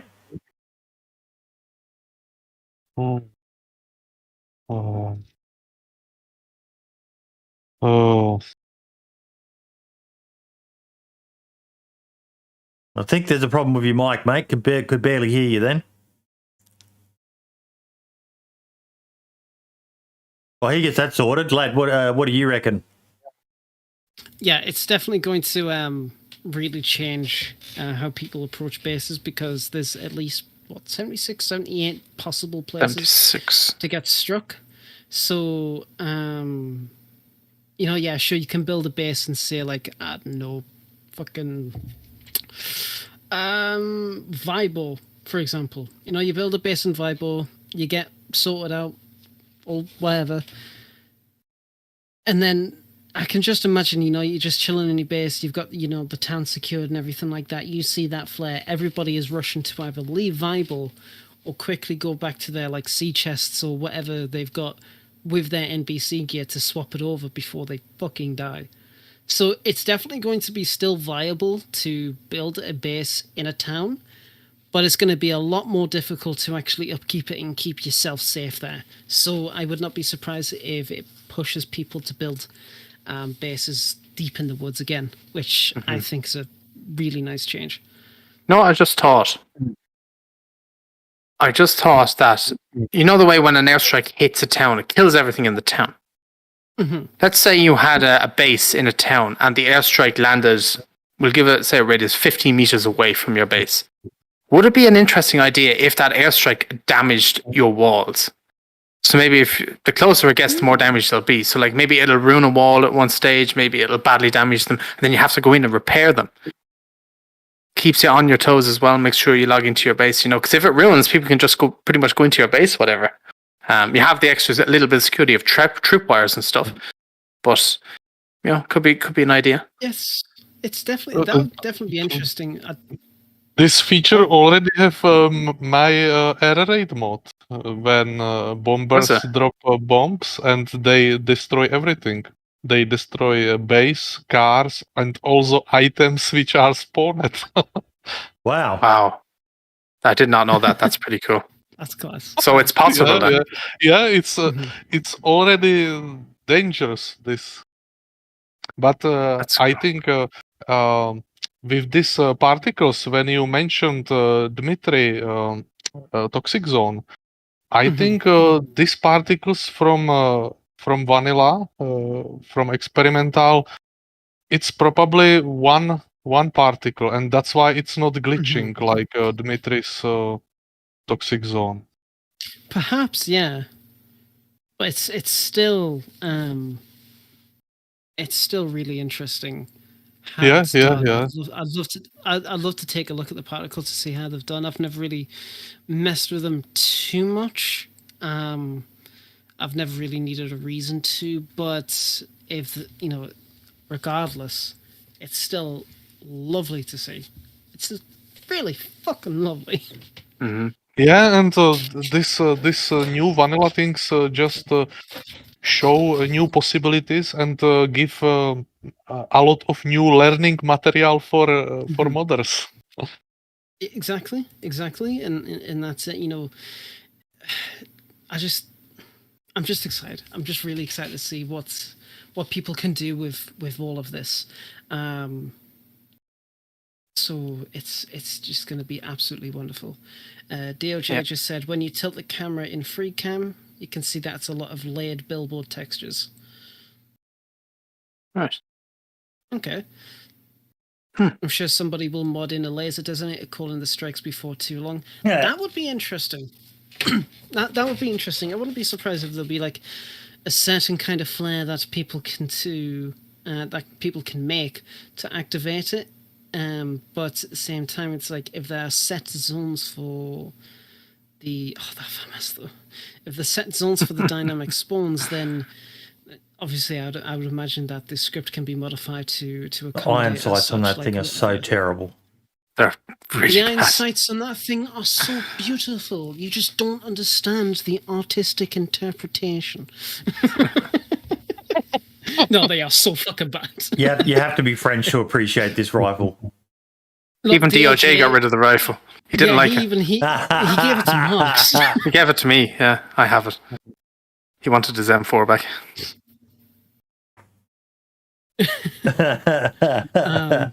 Okay, now a couple of things that have been in chat. One, why didn't they make TZ the infected zone? They talked about that years ago. Why did they not make it? I've got a theory that it's to do with the size of the gas filters. Because Tizzy's such a big base, it would be very, very hard to do the entire Tizzy with one filter. But why do you guys reckon they didn't choose to make Tizzy? Future updates, maybe? Maybe. That's the only thing I can really think of. I mean, there's also balancing purposes as well. But, Riffy was a very interesting place to have a toxic zone. Definitely gives the place a little bit more purpose, that's for sure. And there's definitely some low connotations to do with it. Pavlova as well. I mean, in there's a lot of piping around there, and initially thought it was to do with gas, but at the same time, why would a small military base in essentially what is a pit have something like that for gas or oil or whatever when there's a hospital and an office building there? So it's clearly some kind of testing experimentation area. With Tizzy though, it's very weird. I would have thought they would have done that, and if they decide not to keep it like that, then modders and server owners will just make it static. So yeah, I think, was it Bitey you said that maybe they could do underground like tunnel systems and stuff under Tizzy? And maybe it'll come in a future update and they'll make it toxic, or they'll do something different with it, or they plan to change it somehow. Because it does, I don't see any other reason why they wouldn't add it. So they must have something planned for it, or well, I hope at least. I am pleased, like Spud just said in chat, lad, that they've added something to the Northeast Airfield to make it worthwhile going to. Because, Spud's bang on the money. Yeah. Everyone hated what they did to Northeast Airfield. Now there's a reason to go there. Definitely. I mean, I have saw a lot of people complain about it still, saying like, same. Their modded Northeast Airfield is much better, and it's like, but all of the Northeast Airfield edits are completely over the top military bases, and it's like that's Yeah. not what Krasnostav Airfield is. I understand why they did it to it, lad. They Yeah. removed it because it was a high tier military location that was right near spawns. I understand. I just didn't like that they gave no reason. You know, maybe if they'd ever added the planes and helicopters like they alluded to in 2015 and that, there would have been a reason. But without that, there was no reason to go there. Just a couple or two military crates and some industrial spawns. It was a dead place. And of course, people going free style with their modded variations. That's awesome. But remember the vanilla version of the game as well, folks. Now there's a reason for people to go to the Northeast Airfield. Medical. Honestly, yeah. Like on the first day, like I said, like DOJ and I, we spent like 14 hours on experimental, and I would safely bet like maybe 6 to 7/10 of that was near the Krasnostav area, doing a loot run between trying to get a car running, but a loot run between the clinics in the area, going to Novo and going to Krasnostav itself and other places around to try and get as much NBC gear as possible. Like, we had a whole bunch of filters at one point. And yes, it's such a small little change, but it's a change that makes sense to an extent. I do hope at the same time, though, that they expand upon it, because it's like it's such a small little area and it's really nicely detailed. And it'll still be if they continue to improve it, then, you know, to make it more, because it's a field hospital, to maybe have more little field hospital kind of like type of structures, or maybe even actually a couple of military tents, maybe one or two, you know, with a new variant for like a command center, so to speak, to communicate with forces around the country. But it's still a really, really good improvement. It's still really, really nice to just go around there to just loot up. And if you're lucky enough to get a full NBC suit with filters and a mask there, you're just not that far from Riffy. There's it's a quick run. Tier 4 zone, but you're still taking a massive risk, and that's still a really, really good dynamic. Makes people explore the entire map again. You know, people just stay up north. Now they have a reason to go down south, go to Krasno, all these places. So just it's great. It's great. With these new mechanics, Hunter, is there anything that interests you of being able to play with in the future? I like exploring map, and for example, this field hospital is very nice. When I first saw similar in Livonia map, I was very excited, and all details like dead bodies in water, I talk now on Livonia, but every these changes on map attract players to again explore. There is also new fire position and for PvP when somebody looting, another waiting for him, and then firing against. And it's definitely this small improvement of map is very nice. Yeah, it really is. It's like we've said with other things, like the changes they've made to certain things are small, but it's such an effective update, and it really brings out a new layer in the game, which was really, really needed overall. So I you know, if the devs are watching at all, you know, I really do hope that you continue this upwards trend. The update was absolutely phenomenal, and I genuinely can't wait for 1.15. And I swear to God, if you upload that trailer and you make more teasers like what you did last weekend, I'm gonna fucking hate you forever, because I don't want to do that again. And I know for a fact you are going to do that, but I hope you don't. Because that's I saw that mentioned as well. I think Scarspeeder put it in chat. The who and why. Yes. So I do know a bit, but once it becomes clear to people, it's a nice addition to the lore of DayZ. It really is. It really is. Buddy, coming up in this video in a second is a very, very close up of the artillery hitting. It literally like explodes right behind me. Maybe when you're up that close, you should like take some type of damage or something. Maybe is that too overpowered? Like it takes a quarter of your health away or something. Yeah, you're quite loud. You might want to move the microphone a little bit away from. Wait, oh, sorry. Is that any better? There you go. Yeah, Sorry. that sound. But yeah, I mean, it's an airburst shell, so I mean, I don't know the functionality too well of airburst shells. Boise, obviously, you know, you've done service, so you might know. Oh, look at that!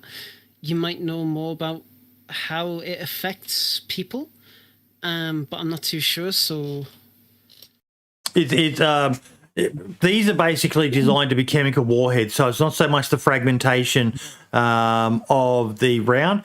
The explosive in them would be minimal because you don't want to be destroying the chemical agent.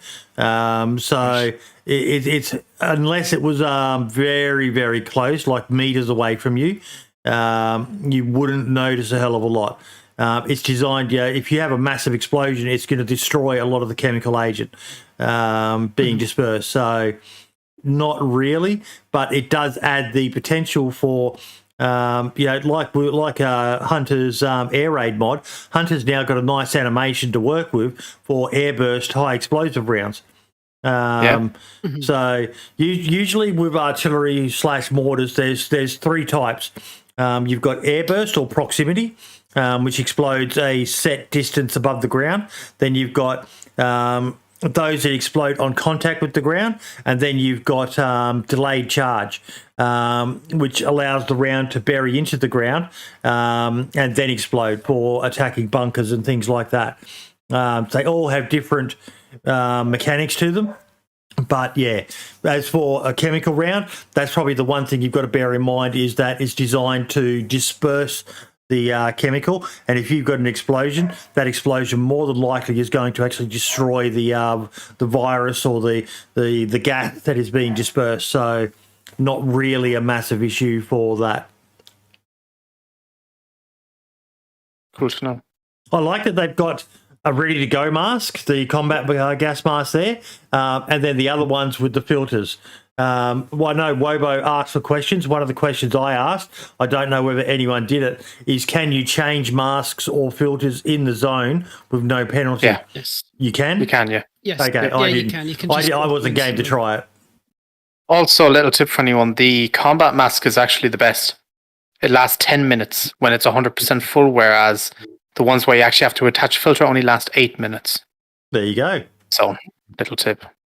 Found that out last night. But if you've got extra filters, then they become better. True. Yeah, but if you need to pick one up in a hurry and maybe don't have enough inventory space, the combat mask one will get you out of a pinch. Yes, certainly. Scale Speeder, shut up. We're not talking about the Yellow King or Hannah. They can go fuck themselves. I definitely think that with that whole lore video, we might have been slightly off the mark, but at the same time, I still hold on to the theory that that video was the latest in the quote-unquote timeline. So, fuck those.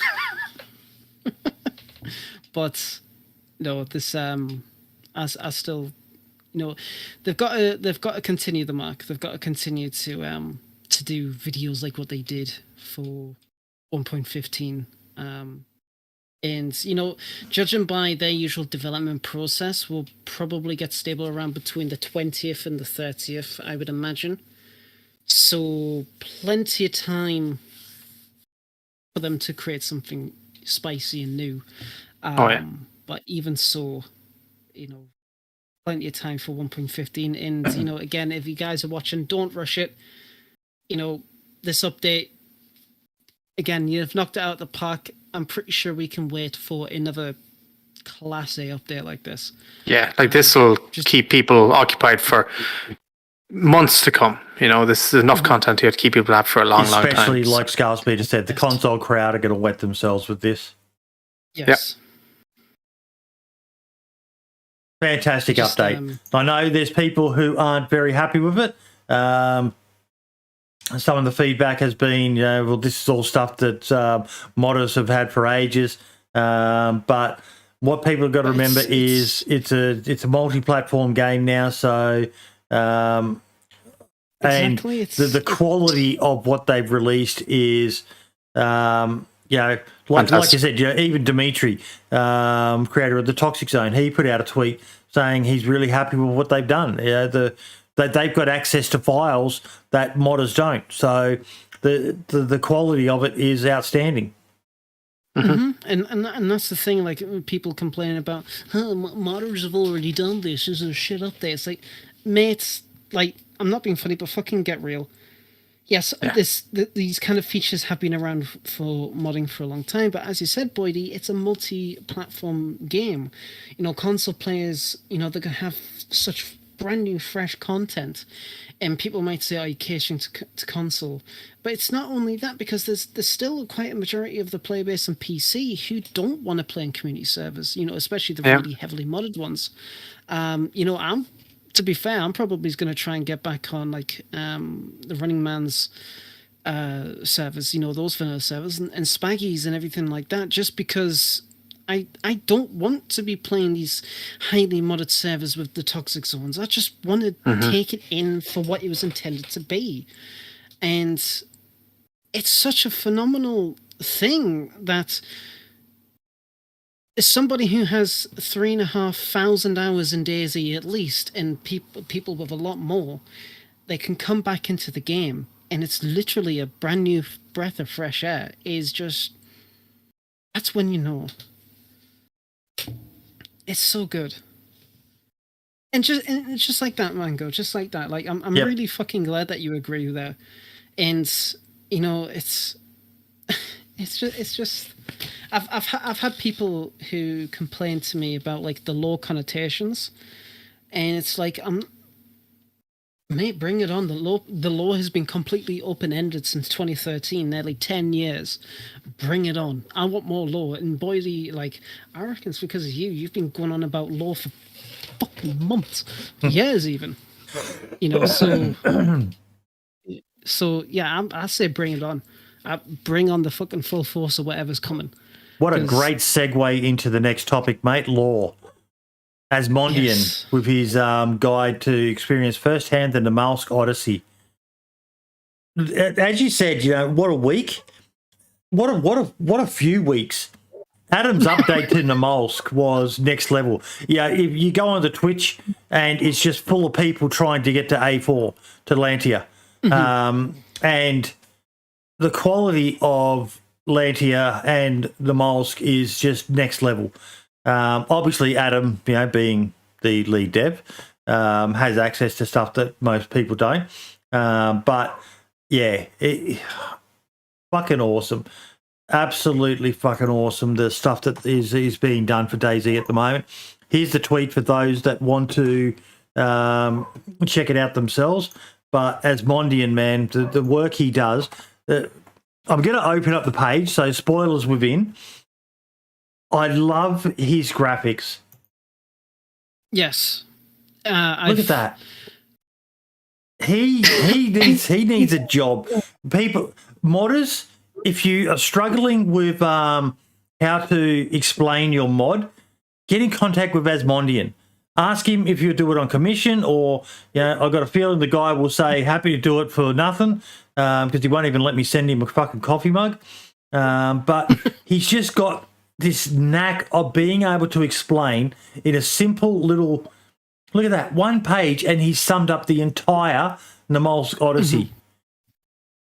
That's a gift. The guy is a gift to the community. And he's even got like a second page of like the different other items that are in Namalsk as well. Like, the detectors and the headsets and the different kind of like modules and whatnot. It's absolutely like, it's really, really cool about how he's done it and how he's like separated it all into like to make it so it's very, simple to understand. And I've always been a fan of him, and every single time, we'll bring up Asmodian, when I first started like starting to get into the DayZ community, like getting my name out there with like my little like shitty pictures and artwork and whatnot. He's been a fan of like from day one, and he uses a couple of a few of my images in his like little tutorial images and whatnot, and like yeah. So, and the fact that he's continuing doing stuff for the community for a project like Namalsk, it's just brilliant. It's just brilliant, the amount of dedication from the community in regards to stuff like this, and you cannot fucking go wrong. You absolutely cannot go wrong with it. Gotta love that guy. Absolutely gotta love him. Yeah. Next level stuff. Just an amazing guide. And the stuff he does for DayZ is phenomenal. Absolutely phenomenal. Much respect to him. One day he'll agree to come on the podcast. He's up there with fucking Dean Hall for me. I would love to get the both of them on at some point. I'll probably fanboy like mad, to be honest.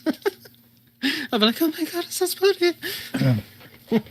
Now, Nightwolf. Yeah. Oh, do we have to? Yeah, I was just going to say, do we have to? Oh my god. Nightwolf, it's a never-ending story. They every time find something how to sell his mods. Which I don't have an issue with in theory. I'm a big supporter of modders being able to monetize, but it just sounds like there's a lot of really seedy stuff happening. Like I tried to get a bit of info throughout the week, but there's so much uncertainty with what's happening. But I tell you what does scare me is things like this. It does scare me what Dab and others have done, because I'm a huge believer in this sort of stuff should be reported to BI and left to them to manage. I know it's shit. From what I understand, the guy's not very likable. He's an absolute prick to deal with. But when we take it upon ourselves to police, it becomes vigilantism. Now, there's two reasons I'll be a vigilante: pedophiles and fucking rapists. I will fuck them up if I ever become aware of one. But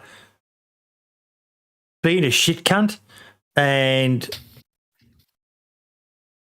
I don't know if I'm a fan, to be honest, Marks, of going to these options of what they've done. Yeah, it's a very grey area, isn't it? Like I can see how Dab and stuff are doing and trying to do something good, but at the same time, yeah.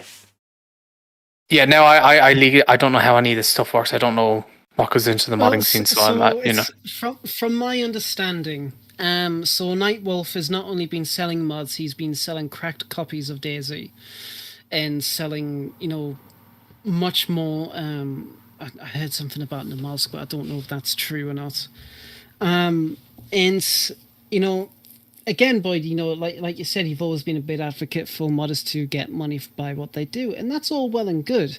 But it gets to the point when your mods are infringing on Bohemia's, terms, in what you can do, how you can make money with their tools, and also, when the money's running low and everything like that. Yeah, that exactly, Mango. It's fucking annoying. But it's like, how to explain it? What was it? He was selling his helicopter mod, and then when he got like pretty much kicked off of the community because of the what was going on, the helicopters weren't even that good. He was double charging people. Like he was asking servers and communities to pay again for these mods. And when they were like, well, no, because we've already paid for what you've provided us, you can't charge us again. It's not a subscription-based thing, right? Kind of whatever, right? So we go, okay, fair enough, fuck you. And he would break the copy of the mod by an API, from what I recall correctly. So it would really messed up a lot of mods. Exactly like that. It would really, really mess up a lot of servers. And Dab and a lot of other people in the community, quite frankly, are fucking sick and tired of Nightwolf's attitude and his behaviour. So... 2 seconds, just one of my friends. Like they're saying he legally can't be touched because he lives in Russia, but can't he be banned from the Steam Workshop? He can, I believe, but it's very, very whatever. But yeah, so he stole Arma 3. Or at least he was accused of stealing assets from Arma 3. But I think I think a big issue is that their server mode have just a backdoor. They can every time disable this mod, and when I read this drama, this information, that somebody just asked, no, I will not again pay you for what I already paid, and they disabled this mod remotely, and this is how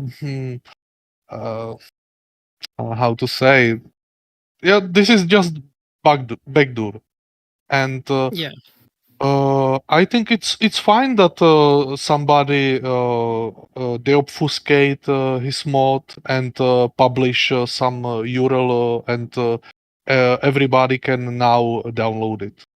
Because when is somebody hungry, then now they will be very hungry because nobody will pay for his shit. Because I've seen estimates that he's made over $250,000 from selling these mods, which I think is great in principle for a modder to be able to make that sort of money. But now Jacob's saying in chat that he is banned from the Steam Workshop, has been for months. So how are these mods getting on the workshop? Is he selling them to people and then they upload them themselves? From what I understand, yes. So, like when people update their like server mods to include these, then that server mod will, that mod on the workshop will have his mods. So that's the good way to go about it. But there's a lot of. Go on. Yeah. Okay.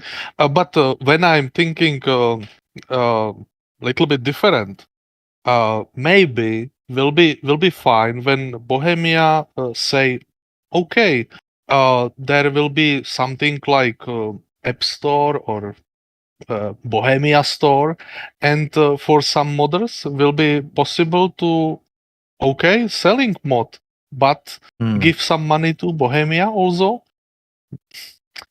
But okay, for me is modding just hobby, but okay, for Nightwolf and some other modders is source of making money. But right now it's against Bohemia rules. Yes. Yeah. I don't know. This one just tears me apart, lad, because I'm such a big advocate for modders being able to make money. But this whole situation. Sorry to interrupt you, Bodie, but it's just it's no. This whole situation is what puts people off of modders trying to make money. As Mango's saying here, Nightwolf is telling those who pay for the mod to upload it themselves. Bohemia has to play whack-a-mole to ban those who upload those. They probably lack the resources for that, which is true. And Nightwolf has been telling people how to lie to people about the mod. And, he pretty much he pirates copies of the game. Like I said, he pirates copies of DayZ, and it's like that's money coming out of Bohemia's pockets into his. And it's like, yes, again, it's all well and good to make money off of something you do as a hobby. It's I had to do it through lockdown. When I wasn't working, doing commissions and getting money in to kind of help pay the bills. It happens, but there's a fine line between trying to make money to pay the bills and get a livelihood to then being a scammy little fuck. And it's like, he's completely treaded that line. And yes, sure, all of this stuff that he's doing might be okay in Russia. It doesn't bode well for the rest of the community. It gives the rest of us a bad taste in their mouth, which is what makes people like Inclement Dab to create these kind of tools and processes to kind of punish Nightwolf for what he's doing, because rightfully so, he should be punished, because maybe Bohemia doesn't have the tools to completely get rid of him and completely get rid of what he does. So I'm in support of what Inclement Dab has been doing with the rest of the people. People's been trying to do it for as long as I've been modding. When I first became aware of the situation, like months and months and months ago, people's been trying to figure out how to do it, and now they can, which I'm like, great. Because at the end of the day, don't be a scammy little fuck. I'm going to say something here that might have upset some people, but at the end of the day, what do you expect when you're dealing with someone who you know or could reasonably have found out has been banned from the workshop for basically being a dodgy fuck? If you're willing to give money to someone like that, I'm sorry, but my sympathy for you is drastically limited, Marks, because, you're dealing with someone who's a known scammer. I was thinking of that as well. I was like, see the Sunnyvale clip now of their servers. When I saw that clip, I was kind of like, what did you expect? Yeah. You bought this from him, you've paid. I at the time, I remember hearing it was a couple of $100, like $300-$400 for this mod. Could be wrong, could be higher or lower now, I don't know. But what do you expect? It's like, I wouldn't trust him. I wouldn't pay that much for a mod to begin with. But then when it's somebody who has a bad reputation and has been actually properly banned from the Steam Workshop, I don't know. It's what do you expect? This comes down to what you were talking about, Hunter. It'd be great if there was an actual, whether it be a Bohemia app or through Steam, for people to be able to go and deal with reputable, proven modders who've, like with YouTube, to achieve certain benchmarks that prove that they're reputable, to be able to be monetized, so you can buy mods from reputable people. At the moment, it's a bit of a black market sort of thing, and it really, really is. And again, like as you guys say, when you deal with a known scammer, that's your fault. But at the same time, there's a lot of upcoming servers, people who want to make their own servers and they want to have these really cool features. They'll see a helicopter mod that you pay for, and it's like, oh, that's brilliant, I'm gonna pay for it. And it's like, you really need to do your research about it. But at the same time, with all the situation with Nightwolf and the paid helicopters and whatnot, expansion vehicles is in a much better state than it used to be. And that is a really, really good baseline for how that kind of stuff should function. Yes, sure, you have to have a couple of the expansion modules on your server, but at the same time, I would rather have a couple of those mods on my server than paying some scummy fuck from wherever, like from Russia, wherever he's from, to then continuously scam me and basically hold me at gunpoint because I won't give him more money for a mod. But why can't a modder just make, without expansion stuff, why can't a modder just make a free helicopter mod? Maybe it's just one helicopter in a mod, but just one free helicopter that doesn't have to use expansion or anything like this, and just release it out there. Put a donation link down the bottom. It would blow up. It would be probably one of the most popular mods on Steam. It definitely would be, but I think it's just from my guesstimate, It's basically how would I word it? It's a very, very difficult task to do. Like, it was wonderful that the expansion team managed to do it, and if you remember when that first came out, it's like, that they were okay. They was stable enough, but obviously with future updates of the game, they would get a little bit more unstable. But as DayZ says, it's about money, and like, if you're one of those kind of people that can potentially make thousands of dollars, pounds, rubles, whatever, on a mod, then you will, if you are that kind of person. But I would like to think that there are people out there, Marks, as you said, that would take the time out of their day, or days or weeks or months or however long it takes, to actually develop a free helicopter mod that doesn't rely on expansion. Again, not shitting on expansion. It's phenomenal mod. Definitely shitting on Nightwolf, but to do all that kind of stuff, that would be really, really nice to really expand the community, the modding community, and to really gain that knowledge.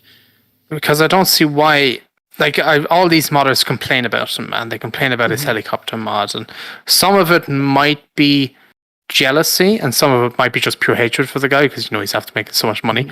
But it's like, if you're complaining about it and you have the know-how and other modders, couldn't you not all team up, make something, maybe crowdfund it a bit? So like, say you need a budget for models and stuff like that, you do either a Kickstarter or GoFundMe or Patreon or something, get the funds to do it, then you can do it.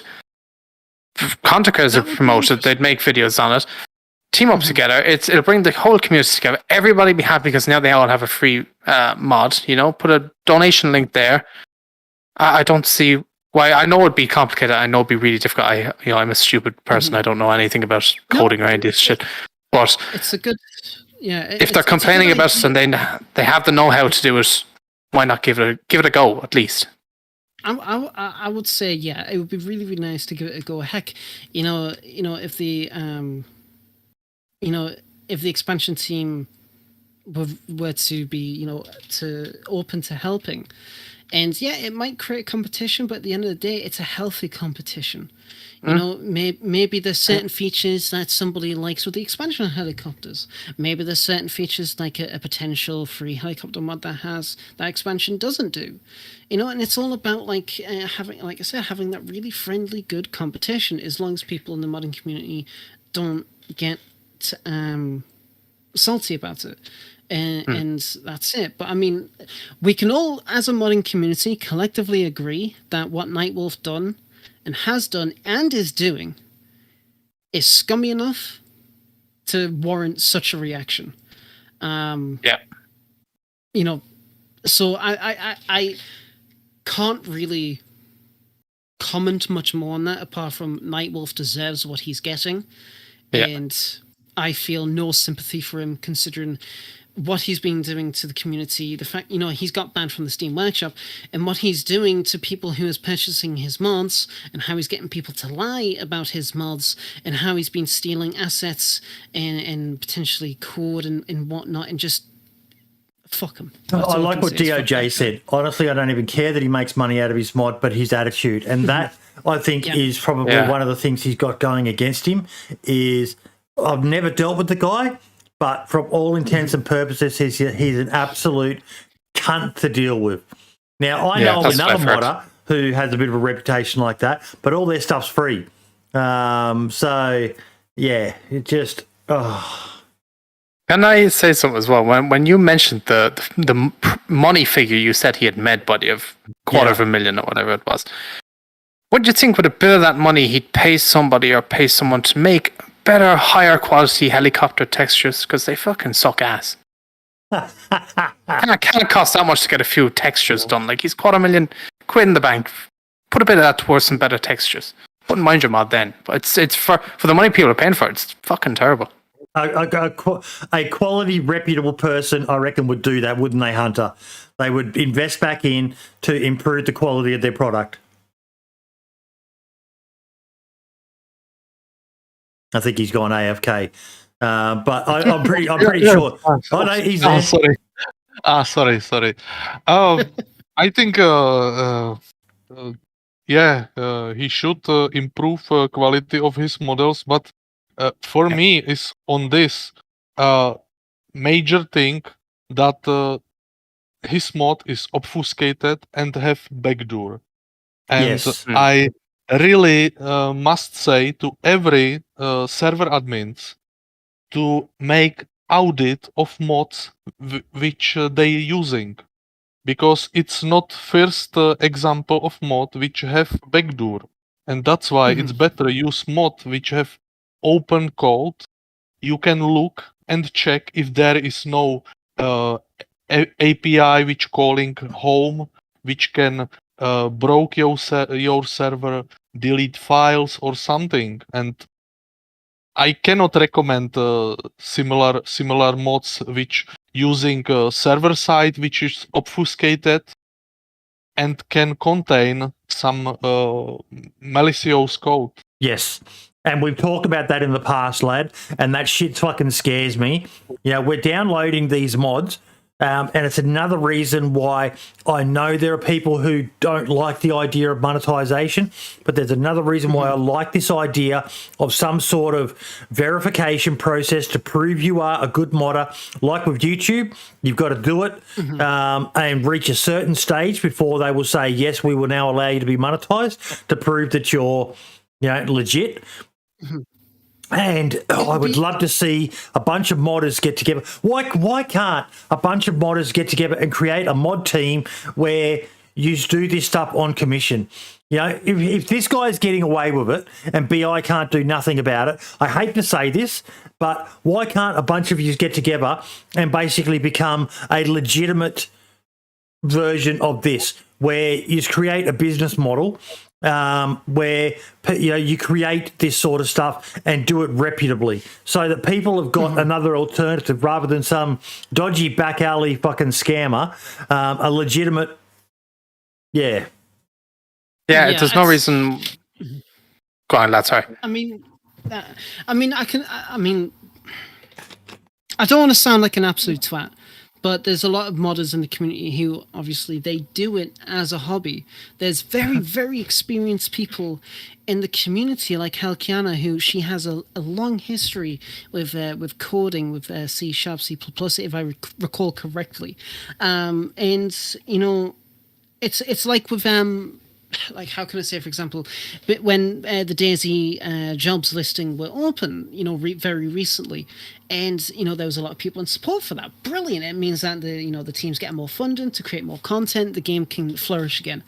But not a lot of people are going to take it up because of, like, you know, it's like you have to move to Prague and do all that kind of stuff. But going back to it, it's like not a lot of people want to dedicate that time because it is just a hobby. It is just that. It's in. But so many things. Look at nearly every single fucking streamer. There are very few streamers who've ever gone all in, and if they have, kudos to you. You've got bigger balls than I do. But the majority of streamers, it starts off as a hobby and then becomes full time. I would love to see this become something for modders that could eventually become. And I'm just, so DayZ Jesus just said in chat, Microsoft Flight Simulator 2020 has this system where validated modders can sell their mods directly in game, and it's amazing. Why can't they do this, Marks? Why can't they do this? I'm sure a modder out there is a web developer who could make or mock up some type of showcase website where, you know, they could have all mods listed and stuff and present this to BI and be like, look, here's a solution to this problem where ye could have your own modding page. It's monetized by running ads on it like any other website out there. Yeah. There's a verified system, so only legit modders can get onto it. Maybe they don't want to charge for mods, but then that's where the ad thing comes in. It just gets split two ways. It's, you know, fairly simple. Yeah. I don't know why they don't do this. I think it's either. I don't know. I can't figure it out. Because BI is complicit in this, lad. BI is complicit in the fact that they have not created a system for legitimate mods to be done. Steam is complicit as well. They're basically forcing people to have to use dodgy scam artists like this because it's either they're too hard basket or whatever, lad. They've got to do something. I mean, definitely, I do agree, especially for those who are sorry, I was just reading something there. If they do actually end up coming up with a system where modders can actually get some money, that would be great for those who are interested. It'll be great for them to meet a requirement. But as I'm talking to one of my modding friends in DMs, which is he was found as stuff to do with Nightwolf. He makes mods for free to stop people from getting scammed. And there's a lot of really, really, really cool mods out there that bring out a lot of content for players to use and to have fun with. And they could have easily just decided to put it behind a paywall, but they decided not to because, one, it's kind of a legal grey area, and two, there's just literally no point in the grand scheme of things when your main focus is for people to enjoy what you create. And yes, sure, you can make X amount of money doing it in the current system, at least. But if you decide, if you just want to make it for free, like you want to add some really cool features, make it free, get your name out there, create a portfolio. At the end of the day, I think that's all well and good yourself. Like, yes, sure, you might not be making money in the short term, but look at DayZ as a good standard. It was a mod, and look at Dean Hall now with the success of Icarus. Brian Hicks in his career, and fucking Somrak. He made Namalsk as a bloody mod, and now he's the lead developer of the fucking game. And it's like, sure, in the short term you might not be making money, but you're getting a good reputation, and in the long term you might get that job you want. It'll take time and a lot of blood, sweat, and tears to get there. But as a modder, who develops stuff like that, yeah, sure, it's nice making a couple of quid here and there. But at the same time, it's like I couldn't live with myself putting an entire mod behind a paywall, a complete paywall. Can't do it. If Bohemia contacted Steam to create a system where modders can become verified, especially if they can use two-factor authentication, they can have certain requirements in their workshop for DayZ, they're great. I'd say fucking go for it. But in the meantime, this is the reality we're stuck with. I don't think Steam would go ahead with it. I think if they'd want to do it, Bohemia themselves would have to make their own modding page, and so it would have to be third party. I don't think Steam would do something like that because I think it would just be too complicated. But even if BI done something like that, like we're looking at these Microsoft Flight Simulator DLC pages right now where you can go on, buy it and stuff like that. It's kind of already there. The concept is there and it seems to work. So I mean, I don't know why it's just not starting. Mate, both options, Hunter. Both options. Those who want to do it as a monetized thing, let them do it. Yeah. And those who want to offer it for free, the market will decide. If you release something, look at Skullspeeder's comment in chat there, Hunter. He paid £24 to buy a Spitfire. And I said, worth it? And he said, to fly a Spitfire over the beaches of Normandy or along the White Cliffs of Dover? Absolutely. The market will decide. And if people overprice their stuff, people won't buy it. But if their product is that good, they will want to buy it, Hunter. I think it depends because Bohemia now is a very small company on DayZ, and yes. I think they have no power for maintaining this store. But if you set it up right, it would fund itself. When it will be set up, it will be nice because it will give modders possibility to get money. For example, when you need to buy some model for something, you want to create a new workbench and you need buy on CJ Trader a model for that, then import it to DayZ, and it will be very helpful for some modders. Yeah, but I'm not sure if this even will be maintained by Bohemia. I would even like to see it, even if people don't choose to monetize their mods, that once you've reached a certain status, third-party developers. Now, I'm assuming, possibly incorrectly, but I'm assuming that to be able to be listed on the official website, you have achieved a certain standard of work, and therefore you are proven. As you said before, lad, it was you, Hunter, the malicious code that can be inserted into some of these mods. This way, yes, like we mentioned in the past, there's a certain inherent assumption that the stuff on the Steam Workshop is cleared, it's checked, it's verified, which it isn't. Whereas if there was an official website that you could go to find the mods and so on, whether it be just reskins of items, new items or whatever, once you've achieved a certain standard, that you are then listed there, and that gives you the option to be approved for monetization should you wish to. So that as a server owner, if you're looking at adding a mod, yes, you can go and go through the back alley of the Steam Workshop, or you could go to the BI official marketplace and know that these mods on there are to a higher standard than what is just uploaded at random. Yeah, I don't think, like Hunter was saying, I don't think BI would do it because it would probably take too many resources and stuff. But if it was a third party, like, owned thing that was owned by someone who got approved by BI, so like they got approved for these certain things, they got approved so people can charge this much, and BI gave them the go ahead, then I don't see how much a problem could be. And I'm supposing there would be some program out there or something that you could make that when you upload a mod, it scans the code. And if it sees anything wrong or something like that, it would red flag it and be like, okay, here's what you got to do, or why it hasn't been uploaded or stuff. And if it's all good, it'll give you the green light and it'll upload it. I'm assuming something like that could be done. Again, I don't know how complicated something like that would be. Probably pretty complicated, but Yeah. Hopefully one day we can achieve that end goal, but at the same time, it's going to be very, very, very difficult for anybody in the community to come up with something. It has to be down to the actual company, BI and Steam to actually come up with something. Now, something on a more positive note.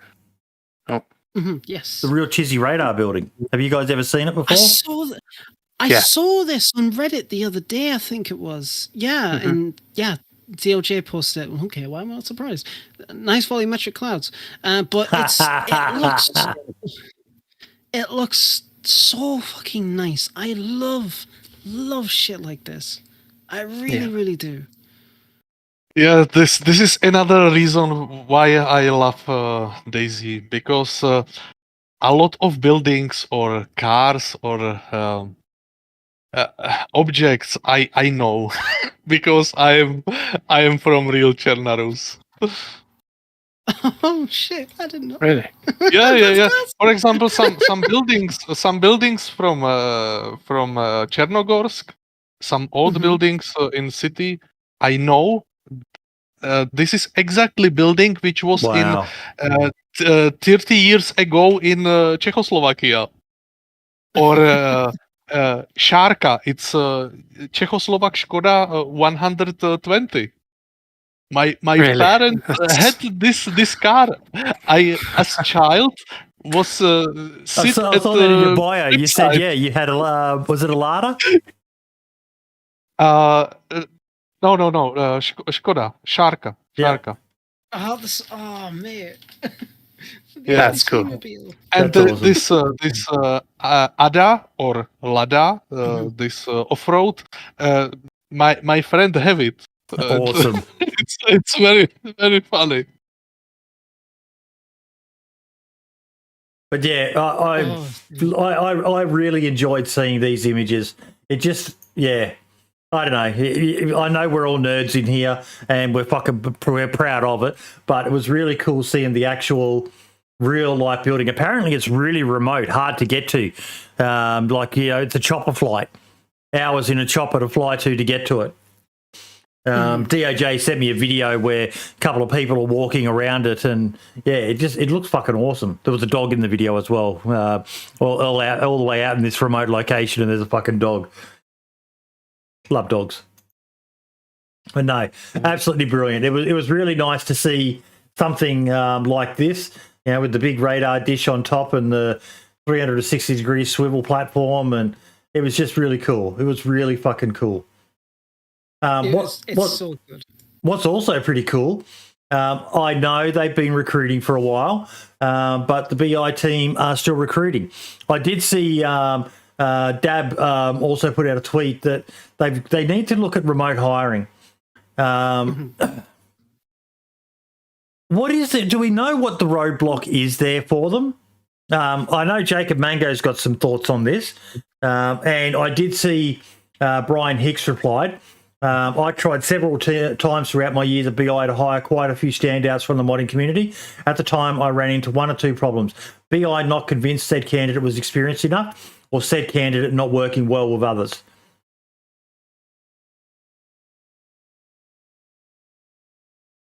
Yeah, I could see that in a way, because it's very hard to get to know someone over the internet. They could all act all nice on the internet, or online, and then when you actually get to meet them in person, they could be either, say socially awkward or just mean in general, or you never know. Especially if they haven't worked in a work environment, they've only worked on mods from their home. Yeah, I could see how that could be a bit of a problem. But it's good they're still recruiting, lad. Yeah, it's. Go on, Hunter. Go on, bud. Yeah, thank you. I don't know how it's situation in Bohemia now, but 2 years ago, when my friend changing job, they had offer from Bohemia to work on Arma, or second offer from Wargaming to work on World of Tanks, but they select tanks. War gambling. Yeah, because Bohemia salary was not really how to say enough. Yeah, for experienced programmer. But maybe is situation now different. But I don't know. I would certainly hope so. There's, as Dab said, there's a lot of talented people in the modding community, and like I said, Helkian is one of them, and there's a lot of people all over the world who would dream of actually being able to just work on DayZ to make it the game that it should be. But the major roadblock is obviously you have to move there, and especially these days, no matter what you think about COVID, in terms of how it's been treated and everything like that. Scotty's just actually posted something. Scotty doesn't know. Shit. Somebody responded to the initial tweet saying, "If only I lived in Prague," and Bohemian Interactive responded to him on them. Go ahead and apply anyway. We'll see what we can do about it. So maybe their attitude to remote hiring has actually changed. And I genuinely hope so, because like I said, there's a lot of experienced people in the community that would love to be able to do it. And, I would imagine there's a lot of legal work that would have to be handled, considering, you're getting access to all of their tools remotely, and there's also that. That could also be referring to a relocation assistance package, which is quite often common in recruitment as well. We'll see what we can do about it, as in relocating you to Prague. But even so, if it turns out that is the case, that's a bit whatever. But if it turns out that they're actually going to be like, yep, let's actually do remote hiring. Look, from what I understand, and I think off memory, Scalespeeder, you work in IT, don't you, mate? But there's a lot of challenges involved with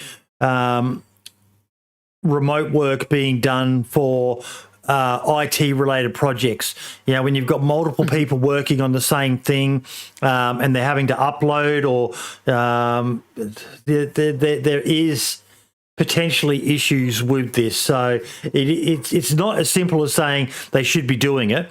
It does require a lot of systems in place to make sure it's managed well when you've got a global workforce all working on, maybe the same files and things like that. Mm-hmm. I mean, ever since COVID is rung its head, it's proven that people around the world can Fuck's sake, Max. I can actually it's proven that people can work remotely from the office, and there's many different companies that are still doing it around the world, and you know some they've gone back to the office, and that's fair enough. That's all well and good. But if Bohemia, and again, I hope they do actually listen, if Bohemia actually says, look, let's actually stick with remote work. Let's get the legal documentation to get it all sorted out, so people can actually work on the game. They get the funding, they get paid for it, in accordance with whatever their salary is. Just obviously.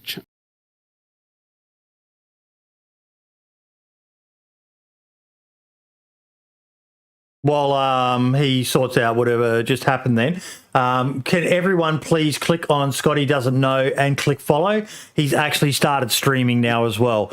I hope everything's okay, lad.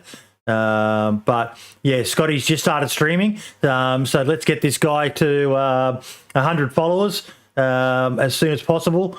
And yeah, definitely. It was quite funny. There's a nice clip DOJ took of him not knowing how to get onto the roof of a building. Lad, let us know when you're okay, mate. Yeah, that was a little bit worrying then. He just had an audio problem. He's currently fixing it at the moment. Okay, good. So he'll be back up. Good. Can I just quickly mention something about 114? No. Okay. Go for it. What about 114?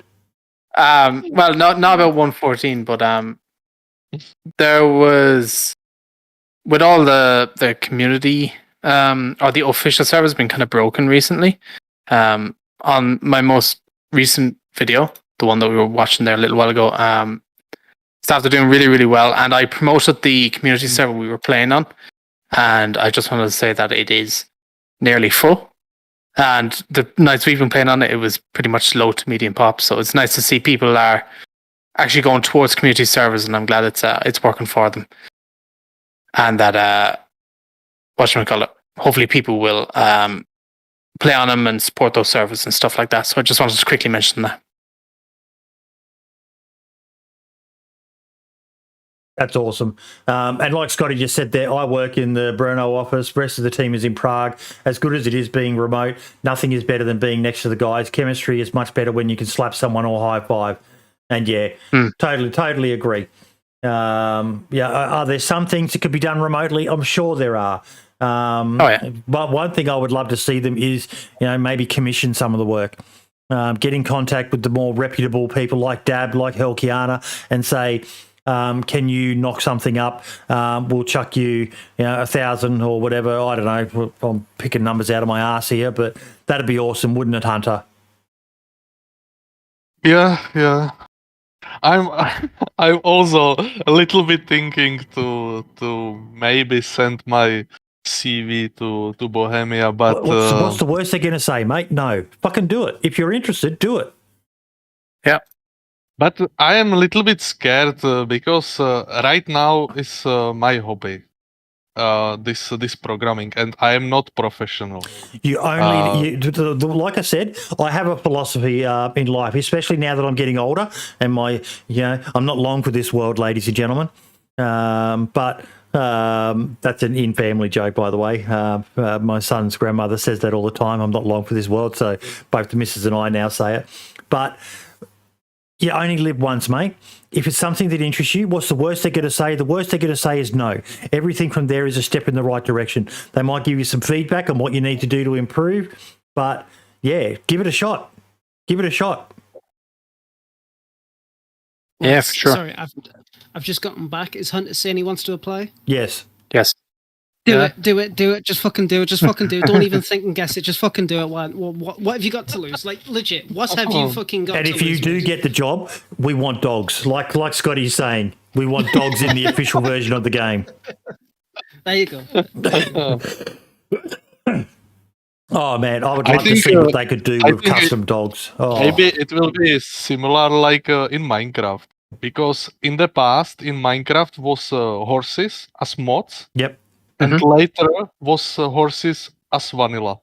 And maybe maybe will be docs in, I don't know, 1.20 or I don't know. Hey, you never know. All we can do is dream and hope for it, right? Exactly, man.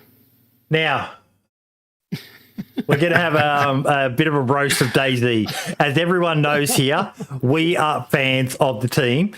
We love their work, especially 114. But at the same time, I saw this and I couldn't fucking help but laugh my ass off at how funny it was. Oh.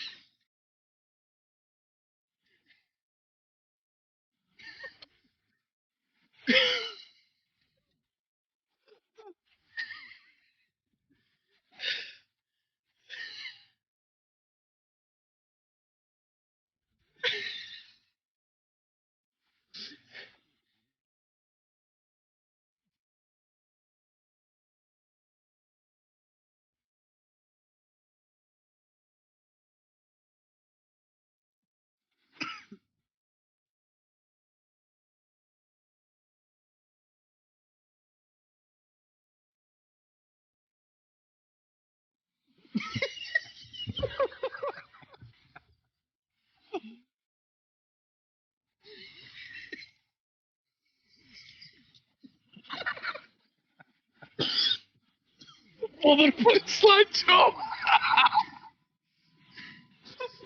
That's brilliant. That's so good.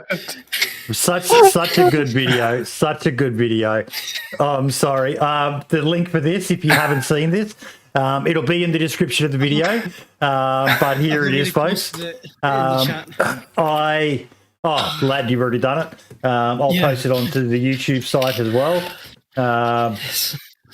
That's very, very good. It's funny. It's funny. That's so good. Scotty, you haven't seen this? You haven't seen this? I'm sorry. I thought you had it. I'll send it to you now in a DM, mate. But yeah, it was so fucking funny. And like when we got roasted on the DayZ podcast when someone called us a drama podcast, we can laugh at ourselves. And the fact that Scotty's asking for this as well, that's a good sign. But yeah.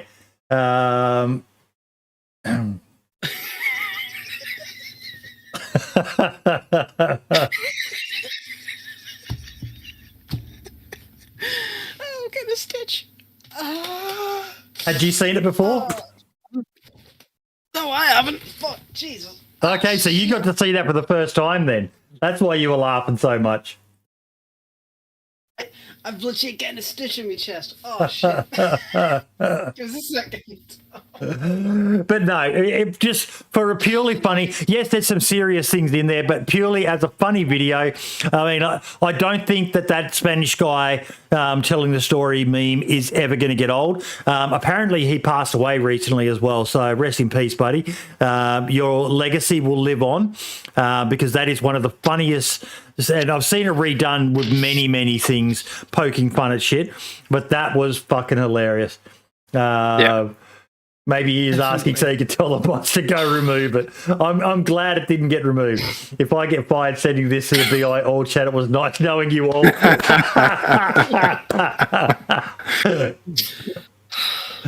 But it was hilarious. My favourite comment was the one at the end about console. If they added it to console, it'd be like watching a PowerPoint slideshow, and you don't know what it took to get Dean Hall to do a cameo. But yeah, just a good laugh, and everyone who's watched it has had a good laugh watching it as well. You know, we do this podcast each and every week because we love the game, but hey, we can still have a fucking laugh at the game as well. Nothing in life is perfect. I'm not perfect. Poke fun at me. Maybe do a roast of me one day. I'll have a fucking good laugh. Might cry afterwards, but yeah. I mean, it's actually funny you said that, because I think the toxic clads are actually they're not toxic clads. It's just you vaping. Yeah, someone said that in my stream yesterday. They said not toxic clads, just bitey vaping. Okay. Thank you very much for the $10 donation, Michael. Loving all the 1.14 streams from you guys this week. I'm going to be streaming more on the podcast channel as well, folks. I'm enjoying it. I'm really enjoying multi-platform streaming. Mark, you're right. YouTube is a great place to stream, but it's great being able. You should do it as well, mate. You should multi-platform stream as well. I'm an affiliate. I can't. An affiliate on Twitch. Yeah. Hand it back. And I'm one on YouTube as well, so I don't know. No, YouTube's fine. YouTube is fine. Just hand back your affiliate status on Twitch if you're not using it. Just hand it back. All you got to do is send them an email. I don't even stream on Twitch. Do it. And then you can multi-platform stream and get yourself more exposure, mate. Smart man. I'll have a think about it. Yeah, it's quite easy to do, but yeah. The unity of the DayZ community around 1.14. I know we've talked around 1.14, but this video that is playing now, I'll turn the volume down. I just wanted to say a huge thank you to all of you for earlier this week before experimental 1.14. Yeah, I want to clip your fuck Hannah quote from my stream alert. Go ahead, mate. Go ahead. Fuck Hannah. Sick to death of hearing about fucking Hannah. But yeah, it's what I loved was the 1.14 experimental teasers with the Yellow King, Hannah, Koshi, and all the rest of them. The unity of everyone coming together to try to solve this. Yeah, we had Solove, who's ended up joining the Discord Twitter. Welcome, Solove. Do a video where he broke down stuff that I wasn't aware of because I'm not Russian. I didn't know that there was Russian fairy tales involved in these videos. And he did a video breaking it down. And Scotty sent me a link saying you need to get help deciphering this. So I reached out to Call Me Rive, my Russian friend who streams Twitch. Who streams on Twitch. He streams in English, so definitely check him out. And he, within half an hour, I think, translated this and uploaded it to YouTube for us so we could all understand it. And DOJ, Lad, Marks, myself, we all fucking wet ourselves over this. Jadfi, he's been in there.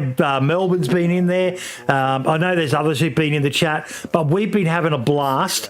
As much as I joke and meme about fuck Hannah and all the rest of it, we've been having a blast trying to work out the law behind this. And I can't say thank you enough to everyone. Hey, Marks, it's been great seeing everyone come together. The hype around 1.14 has been next level. Yeah, it has. It's been just pure insane.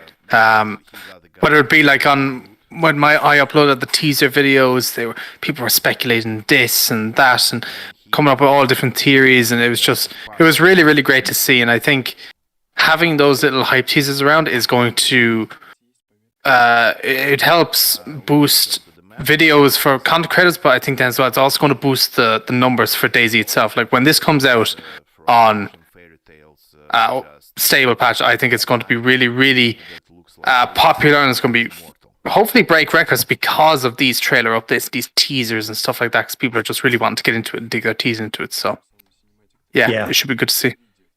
Absolutely amazing, isn't it, Hunter?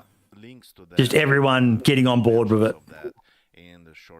Yeah. Thinking about what will be new and yeah. The little bit I know is the addition to law is going to be fucking so good. It doesn't really affect, from what I understand, the old school law. So the purists of DayZ law, which is mostly from Armour law. And the little bit that we talked about on the episode with Matt Lightfoot, that's all still relevant. But it looks like they're going to be playing with the present day and recent events of DayZ. So I'm so fucking hyped for it and can't wait for it all to be revealed. Even knowing a little bit more than what everyone else does, I'm still fucking hyped and still trying to work shit out myself. What do you think, lad? Sorry, I'm eating at 12. But so what's the topic about the law, right? Because I just got back, that's all. And the unity of the community around deciphering all of this stuff. Oh, man. The Russian fairy tales, Koshi, the rabbit, the hare, the egg, fucking Yellow King, who the chick with the scar is, who this guy is, and just everyone's come together to try and work this out. I've never seen anything like it at all before in this community. The fact that we've been able to get together to solve as much as we could for this update. Yeah. And there's still some mysteries. It's fantastic. It's like, what I put sorry, 2 seconds. I put out a tweet a couple of days ago. What's it? No, where is it? Where are you, bloody bastard? Yeah, September the 2nd. Well, the DayZ detectives had a good time and a good run. Now, 1.14 is coming very shortly in experimental. I might take the time to stream the news patch. DayZ, this is going to be a good update. I just hope it hits stable on my birthday this month. Nudge, nudge, wink, wink, you know. Go on, Sky, see what you can do. But it's... And that tweet blew up in terms of for me, and it's like that would never have happened without the community actually coming together. Like, eyes are on DayZ all over the place. Like, I've seen news articles about the 1.14 patch and everything like that. And it's just, that's not ever happened until what 1.0 hit, where news articles were actually like coming out, being made about how the progression of DayZ has gotten to this point in 1.14. It's like, it's such a fantastic update, and the community knows it. Yeah, sure, like I said before, there's a couple of naysayers, but everyone's still trying to come together to piece the puzzle together completely, and we're not going to be able to do it immediately. It's not going to take overnight. I just hope that this momentum continues and that there's still going to be questions that need to be answered in due time, and hopefully we can all come together to get those answers and just keep the DayZ detectives going, you know? Yeah. While the artist paints, cheeky fucker trolling us on Twitter. I cannot fucking believe I missed that. I cannot fucking believe it. I poured over that fucking photo as well, looking for any hidden clues as well, and all I could find was Pokemon. Couple of things on chat. They have updated the spawn locations for new players. I have seen an image, but I can't find it. If anyone in chat can find it, I'm not sure if it was DayZ who tweeted it or whether it was DeOne. I think DeOne might have been the one who did it. But there is an image out there somewhere. And Luke, as for why Sony don't do experimental on PlayStation, I think it's due to the length of time for the updates. The updates aren't live long enough to make it viable to put them onto Sony, due to the checks and balances that Sony asked for. So yeah. Okay. Yeah, that's pretty much how it went. Because if you remember when they first started doing them, when the consoles hit, the PlayStation versions would take the fucking piss to handle, and it held the console releases back because of it. Yeah. So Mike Doherty put out a cool video.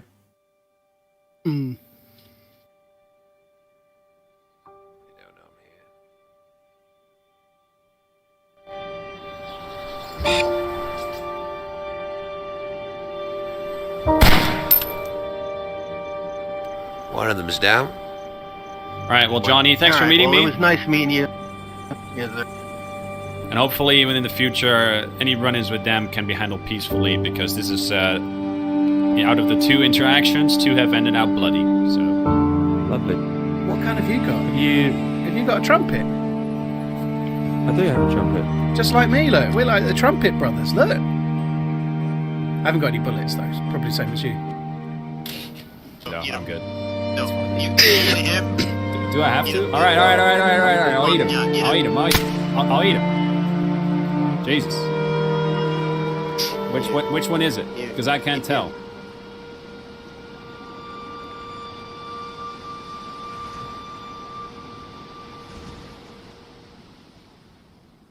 You know, I just loved it because it was iconic moments that, you know, I'm certain most of us are aware of at least one of those moments happening in the game. Yes. And to see them reproduced, fucking Stimpy and his thumbnails. God help us. But yeah, it was so good to see them reproduced. I'd hope he does more of them. Definitely go and give Mike a sub. He releases some really. He's a true DayZ fan, and releases just. You know, he's not a content creator in the traditional sense of it, but he just releases cool stuff. You know, yes, you can always say subscribe to us and watch us, and you know we'll share this cool stuff from time to time. But there are so many little channels out there that are making cool stuff that you just want to be subscribed to for when they pop up in your timeline. Speaking of cool stuff, I know some of you have seen this, but our mate Luke, who's in chat at the moment, downloaded and uploaded to, he'll probably get struck from fucking DayZ for doing it, but I thought it was cool. This is the intro video they get on console. For those that haven't seen it.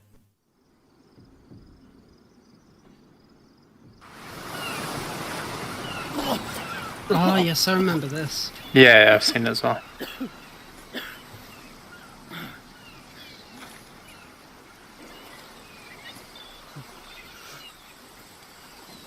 Hey! Hey! Hey, are you okay?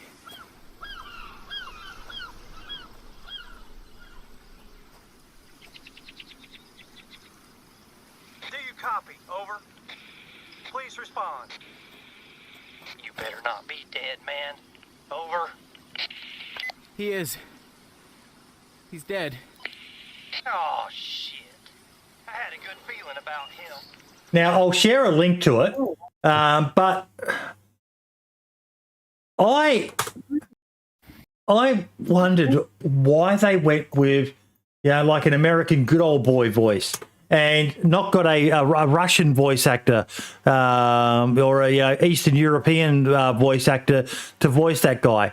I think that would have added a lot to the immersion of the game. What do you guys reckon? Yeah, I've always wondered about why they decided to go through that route specifically, considering the nature and, you know, the overall locale of Chernarus. We'll never know. We'll never know. It was probably due to obviously the decisions at the time and maybe the demographic or fear of something. I don't bloody know. But the quality of the video in and of itself is very nice. It's custom animations, cool. And I mean, it's so smooth and it's really, really, really good. But it would be really cool if they decided to do an updated video, especially in the introduction of the toxic zones and whatnot, and have that Eastern European kind of vibe, more of a vocal vibe to it. No. What they need to do is they just need to DM me. I'll make a video. They link it, and then just pay me a fortune. Easy. That's all I can think of. Iron Data is that they were aiming for the American market, but I think the American market as a whole still would have preferred, a good Russian sounding voice actor. But yeah.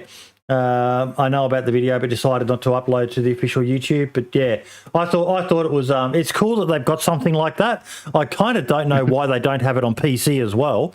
The intro video. I think what the reason is, I could be wrong, but it's because when you're a PC player, you've more survival games on PC, so you might be kind of already used to that kind of genre and stuff. And the controls are fairly easy on DayZ, whereas with console, there isn't that many survival games. There's a few coming out now, but like there really isn't that many. So and the controls are a pain as well, to get used to anyway, until you get used to them. So maybe that's why as well. Yeah. Maybe. And it's a younger audience probably as well. I think it could be a younger audience, so that could also be why. Yeah. This was a big announcement. Oh, I've yes. not seen this. He's grown some beard since the last time I saw him.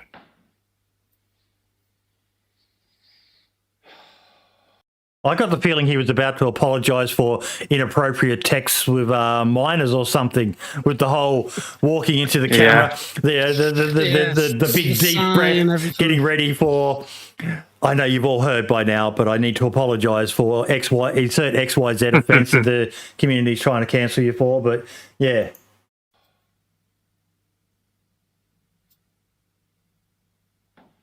Hi everyone. If you don't recognise me, I'm PlayerUnknown.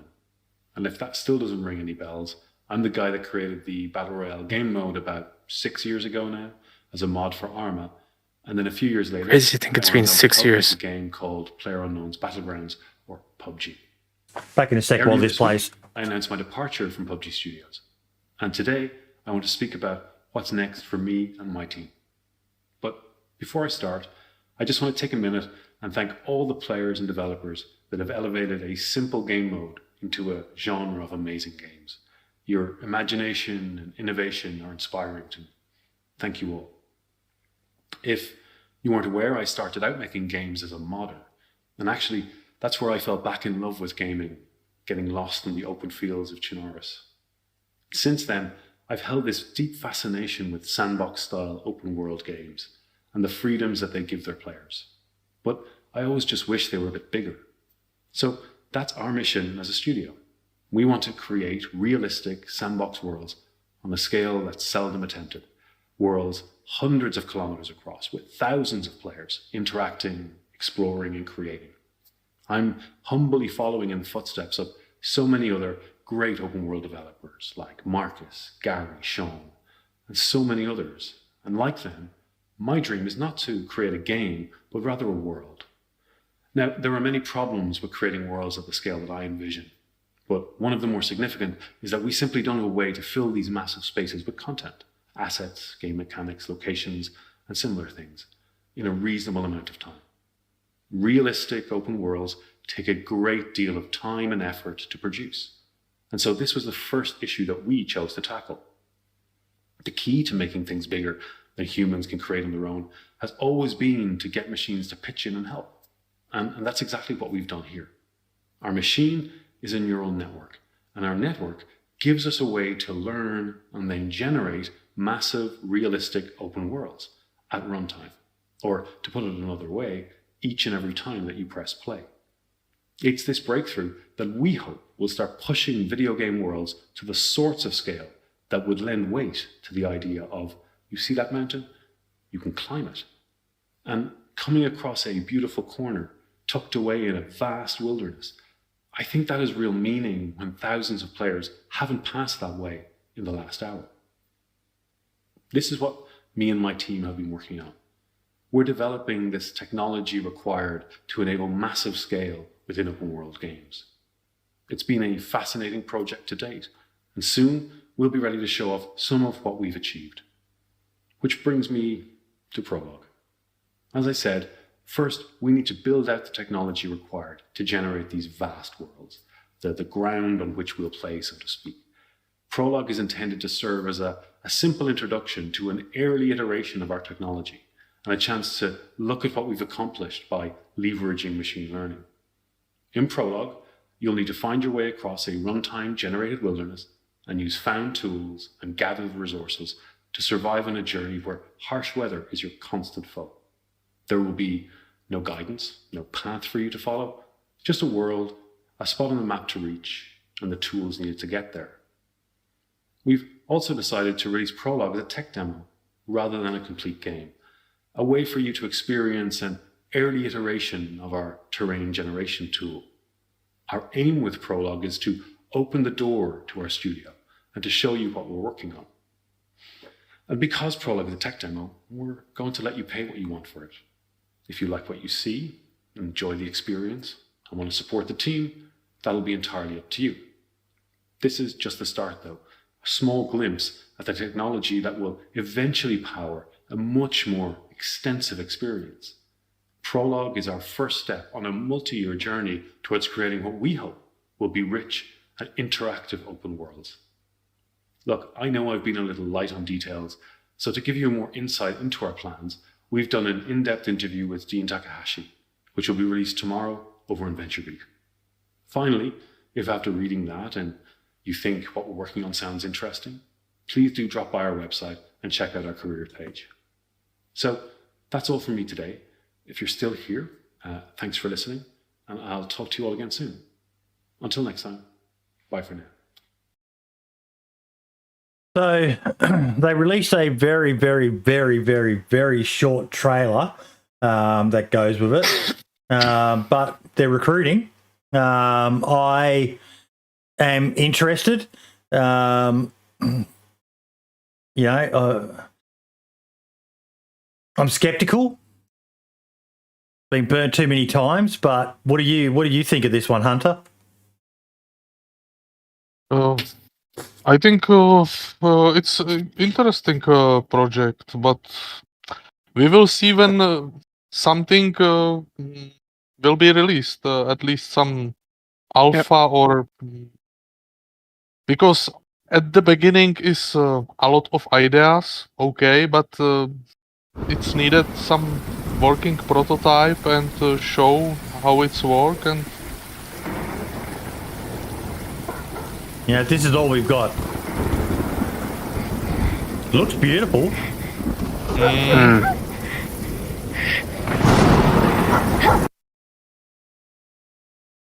Well, at least when he was in the video, he didn't say, "Oh, we're releasing this time soon." He said it's going to take a lot of time. He said, it's going to take a lot of time. It's not going to happen overnight, and we're going to release it as a demo, and it'll just be a project that he'll work on over time. So, I like that about him, that he didn't start waffling, giving dates like, "Oh, we're going to release this then and this," and he's like, "We'll release it when we're ready." Basically, that's what he kind of said. I like what Nino said in chat. I think I'm going to need a new graphics card. Yeah. When I'm remembering Kingdom Come Deliverance, then also there was Kickstarter campaign, and a lot of people give money to development, waiting a lot of years, and after that real game was here. Then I hope it will be successful. Same. I wish him all the best. I still have a bit of a sour taste left in my mouth with PUBG and Bluehole. I would like to hope that he regrets linking with Bluehole. Yes, PUBG was massive, but I don't think Bluehole handled it the best and kind of ruined what is an amazing battle royale game with overly toxic monetization systems, lad. Oh yeah, I mean, to be fair, I don't really pay much attention to PUBG. Quite frankly, I couldn't give any less two shits about that game or the genre. But I will say that I am interested in this new project, but I'm not excited until more time has gone into the project and we can see some more snippets, maybe some more like actual gameplay trailers. Like obviously later on down the line, I understand the process of game development, especially for an idea as ambitious as this. It's going to take at least maybe 3-4 years before we see something substantial, at the very least, at a guesstimate. So, as Scotty said, big looks to the team. They are doing something completely out of left field, considering PUBG. So, I'm excited. Well, interested, I should say. I'm very interested in the project, and it's going to be good. I think it's going to be good. But we'll have to see, obviously, when the time comes. Hopefully, it doesn't flop. I saw someone on Facebook say he's pretty much now the new Dean Hall. Yeah. I was like, oh God, don't say that, please. Okay. This was nice to see added. Pakistan clothing pack. Oh, nice. Okay. Yeah, so don't know how much is in it. It's just called Takistan Clothing. Pepe Julian on Zuemo's workshop. But yeah, they're apparently ripped straight from Arma 2 files.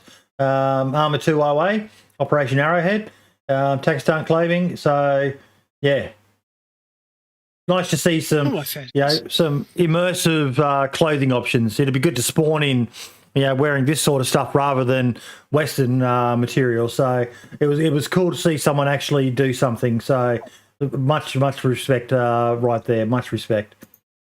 Yeah, I think. Sorry, Hunter. I think it's very nice for Rallian AI because this clothing is exactly for this AI bots. Oh, awesome! Which Rallian doing. That's cool to know. That's cool to know. Content creator mini spotlight. I wanted to shine the spotlight on someone who I discovered thanks to Scotty. Scotty sent me a link to a video he'd done. He's a fellow Australian, and I got him to join the Discord because he's another one who's into the fuck Hannah research along with the rest of us. But Prestige, very small YouTube channel, deserves a lot more subscribers. This is his channel, but he's been really getting into the 1.14 lore as well, along with us. So I invited him in, and he loved the what we had in the DayZ Podcast Discord, all the sub threads going through the different aspects of the lore. But he's got some pretty cool little videos on his channel, folks. He also streams on there. But yeah, he's done some. He's basically looking like he's an Aussie version of you in a sense, Marks. Yeah, yeah, he is. He's doing good. Was this the fella that was in when we were in Discord and you were streaming a few days ago? The teaser stuff. Was he the fella that was in the Discord with us? I think so. Yes. Yep. Yeah. Okay. Yeah. He's passionate. Yeah. No, he I loves wish his DayZ, and yeah. Yeah. More power to him. So the more people out there doing this sort of stuff, the better for everyone, especially as he seems to be delving more in depth into stuff, especially related to the 1.14 mystery. So yeah, quite excited. So shout out to Prestige. Good on you, buddy. What else have we got? Because we're getting near the end here. We are down to the community spotlight, and I wanted to shout out a veteran-related group. Spearhead Gaming started as a community of veteran and civilian players and has been active for nearly a decade. Spearhead Gaming is owned and operated by real-life veterans of the United States Armed Forces. We offer decades of real-life experience and practical application to our craft and utilize that experience in our strategies and tactics. We offer a different approach to MilSim, which involves large-scale coalition forces working toward the same end goal. While MilSim operation in Arma are how we started out, we also play many other titles such as COD, Modern Warfare, Squad, Star Citizen, DayZ, Valorant, League of Legends, and more. And they've got a link to their Discord. Let me find it. I also want to say as well that Spearhead with their DayZ server, they use Mass is the 2 seconds. Yeah, Mass is the main developer behind their DayZ server. They use various mods like MapLink, obviously Mass's mod, and they are constantly in work to create something really unique. Mass and I worked on the mod together at the start, and then I separated from it because of real life stuff. And it's an absolute bang up community. I've had absolutely nothing but fun. They've been absolutely lovely. So if you are a veteran as well, you'll feel right at home with them. Yeah. The amount of it's very awkward when you're sitting in a Discord channel. Everyone's having a laugh. Everyone's having banter about like all these military kind of stuff, and you're sitting there like, I never even joined the cadet. Yeah. So it's absolutely It's a funny thing. It's a funny thing you mentioned that, because military people, we can be quite funny, particularly those who struggle to leave that mindset. I'm now 20 plus years out, so I'm as normal as I'm ever going to be. Which isn't very normal, but it's still more normal than a guy who's just recently gotten out. But you mentioned when they get together, it's almost like the testosterone level pumps up to 9,999, and the jokes become very bawdy, very edgy. But it's good for veterans to join groups like this, because it's almost, and I hate to say this, and most veterans would cringe at the mention of it, but it's almost like a safe space for them, where they can be themselves, be the way that the military shaped them, and just unleash to a certain extent. Obviously, there's still crossing the line and all that, but yeah, definitely worth checking. Scotty, I still bounce a penny on the bed sheet to see if it flips. I don't understand that. I don't understand. It's all about making the bed, tucking it in so the sheets are literally, it's like a trampoline, mate, where you can bounce a coin off of the bed. It doesn't just land on it and slowly cushion into it. Military beds are hard and uncompromising, like you're meant to be. And when you're in recruit training, basic training, and living in the barracks, your bed has to be made to a certain style. And literally you would crawl underneath the bed and lay there and pull the sheets to get them as tight as you can, because the instructors would come in and they'd drop a coin on there to see if it bounced and was made to a certain specification. Mark, you're looking like that just sounds like the stupidest thing you've ever heard, but it's all about your mindset. Discipline and stuff, and Mm-hmm. But yeah, seriously, guys, check it out. If you want a good Chernarus and the Namalsk server, especially obviously on the DayZ side, they've got something really good. Recently, they actually done an event in celebration of the new Namalsk update. I took part in it. There was two squads. It was really cool. There was the Bandit squad and then the Researchers.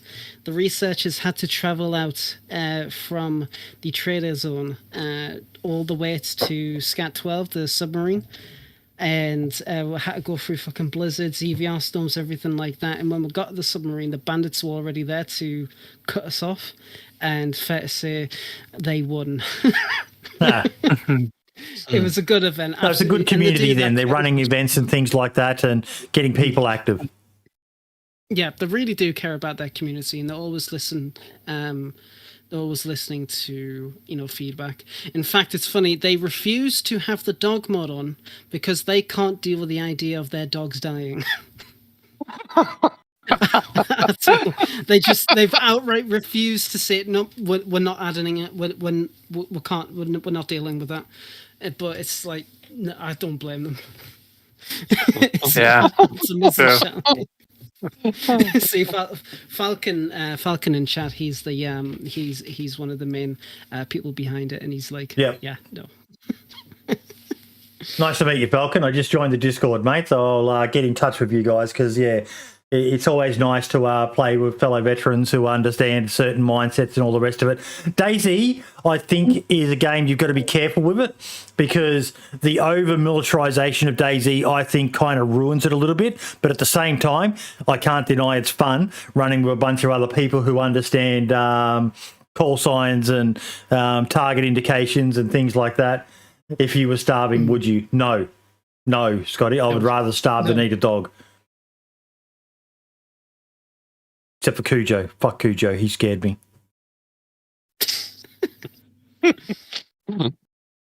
That movie gave me fucking so many trauma issues as a child. Oh my God, it scared the crap out of me, Cujo. But yeah. Individual spotlights. We'll start with you as our guest, Hunter. What's something that you would like to shine the spotlight on in the DayZ community?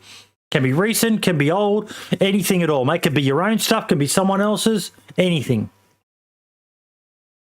I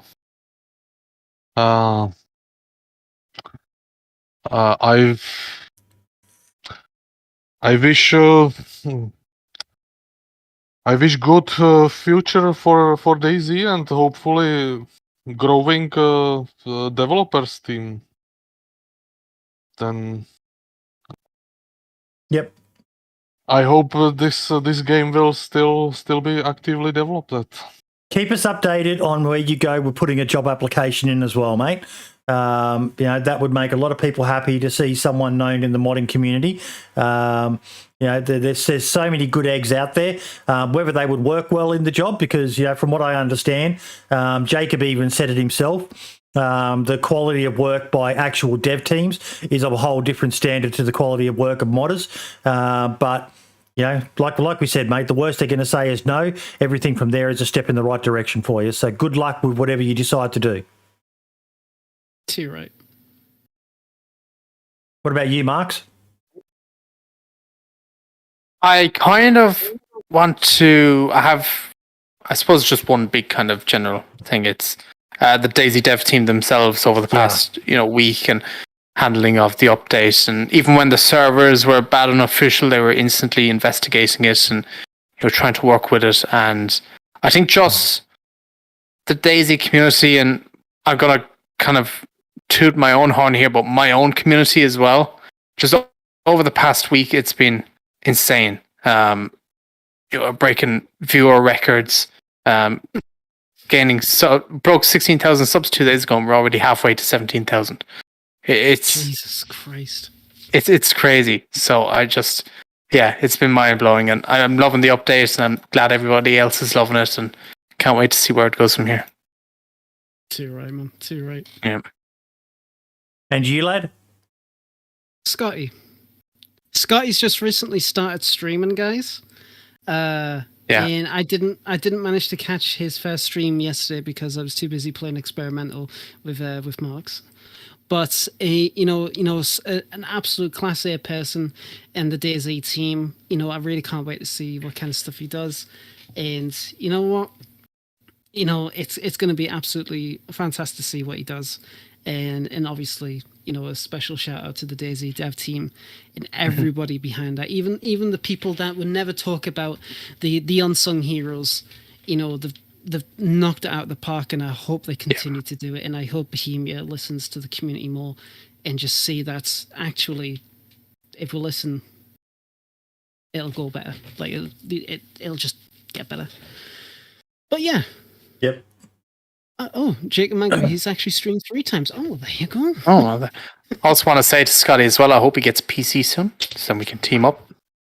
Yes. Show him what a real DayZ experience is. Exactly. And accept my friend request, Scotty. I sent you on Discord like yesterday or 2 days ago. Where is it? Come on. And Iron Data has kind of hit on mine. I've got a couple. One is Wobo. I think he must be like a little kid at Christmas right now with all the science he's going to get to do with this update. So I'm so excited for him and to see what he comes out with. And the other one, as well as the DayZ dev team, obviously, I praised them massively on Twitter this week. But it's also us, the DayZ Podcast. We've been killing it the last few weeks.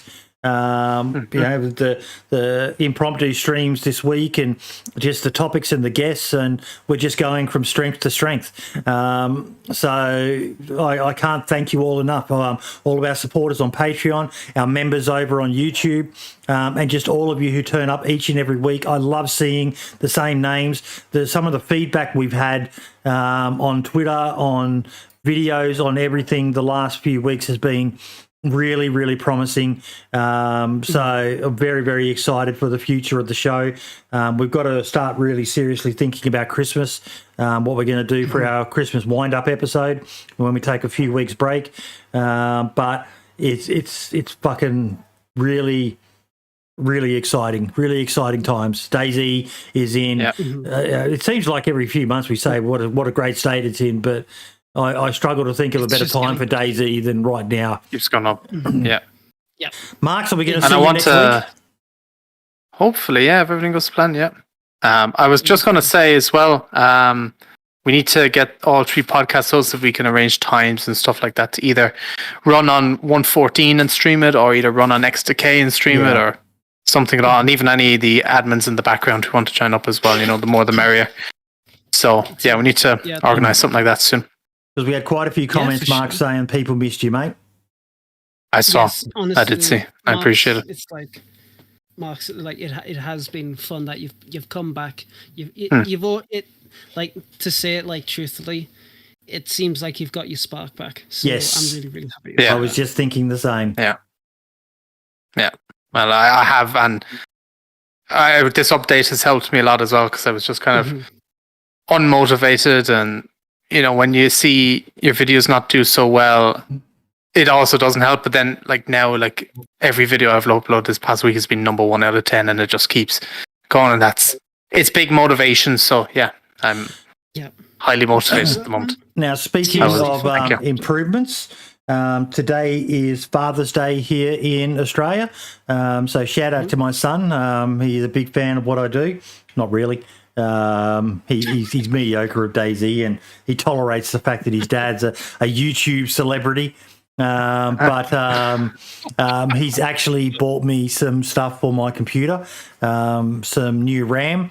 So I'll be going from 16 to 32 gigabytes of RAM. He bought me a 2 terabyte SSD because I'm a hoarder of all of my videos that I make. I don't like ever deleting them. And he Make bought sure me, to put DayZ on that SSD.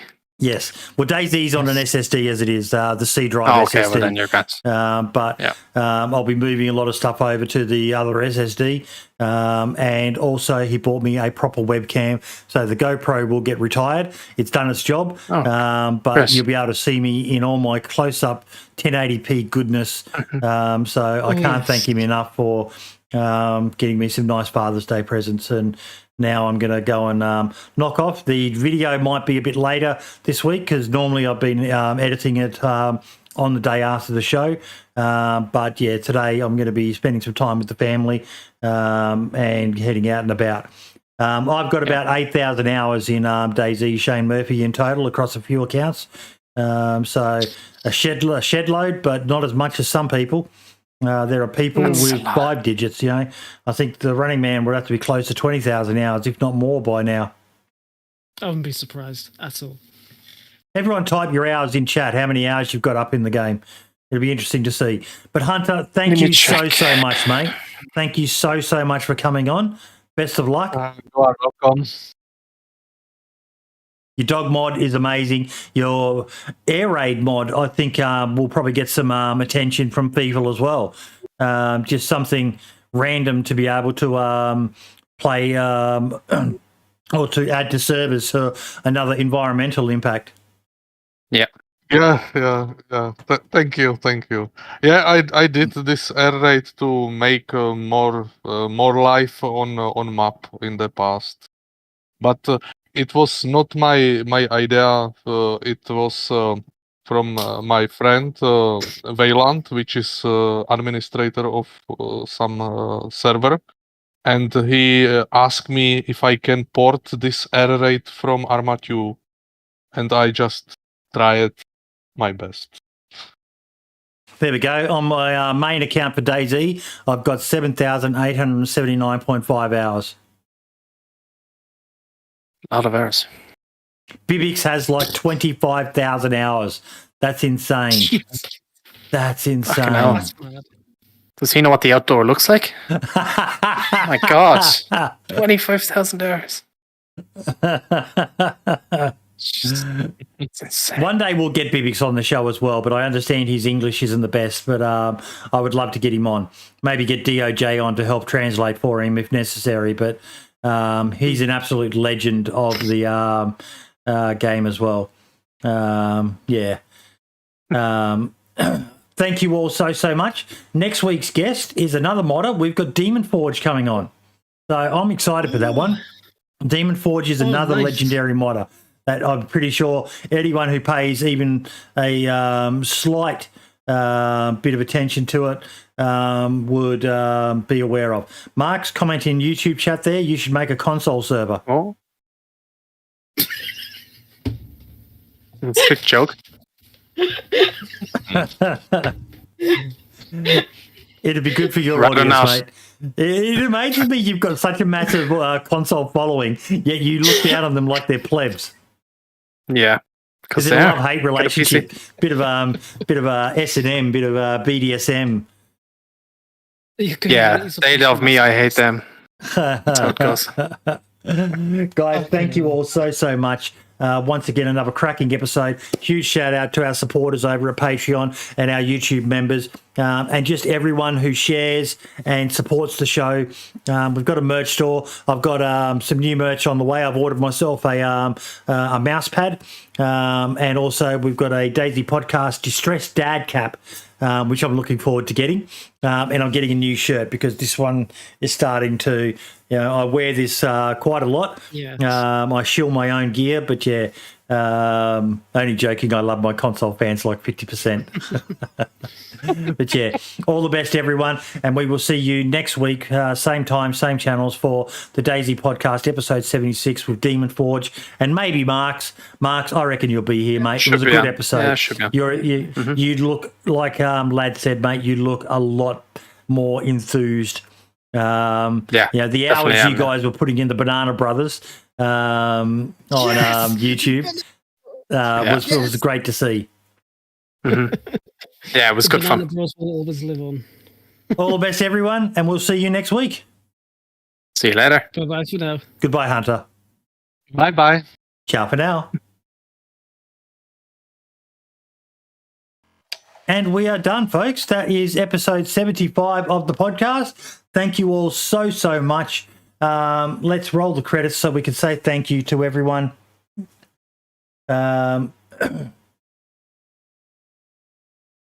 Michael, you donated again, mate. That's 2 donations through the stream. Thank you so much.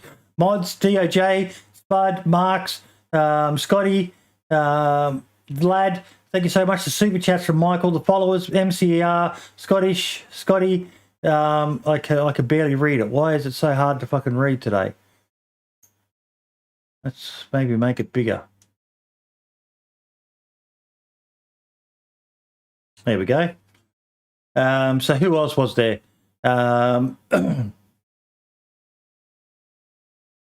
New followers, MCER, Scottish. Scotty doesn't know. It's Zarge. Karak Still Fossey, Jacob Mango, Falcon 911 Gamer, Mono, Mackay, Solthek, and the YouTube subscription from It's Munro.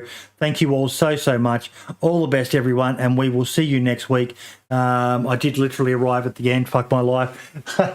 Sorry, SER. But yeah, the VOD, I'll leave it up because I'm going to be taking some time to get this one done.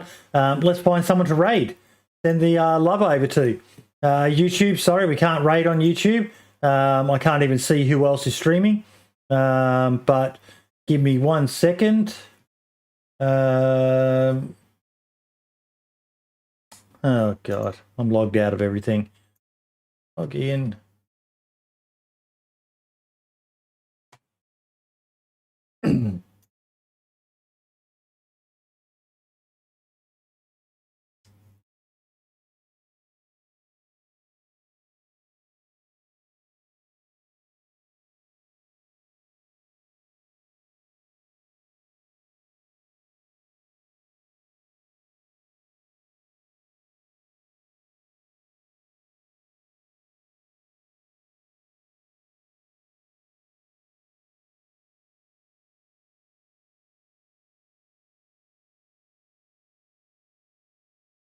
Just have to give you a sec, folks.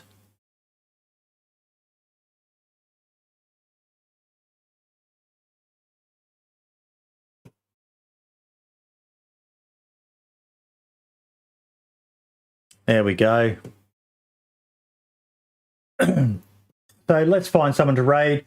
We're going to go raid our good buddy Dumpgra. He's not playing DayZ, he's playing Project Zomboid, but he is an absolute legend. So let's send the love over to him.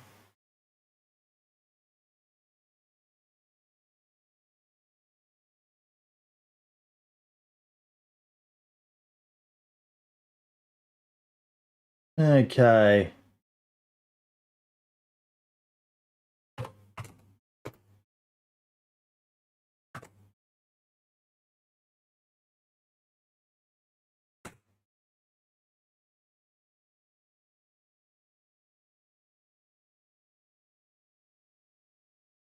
I'm falling asleep while I'm saying Mario.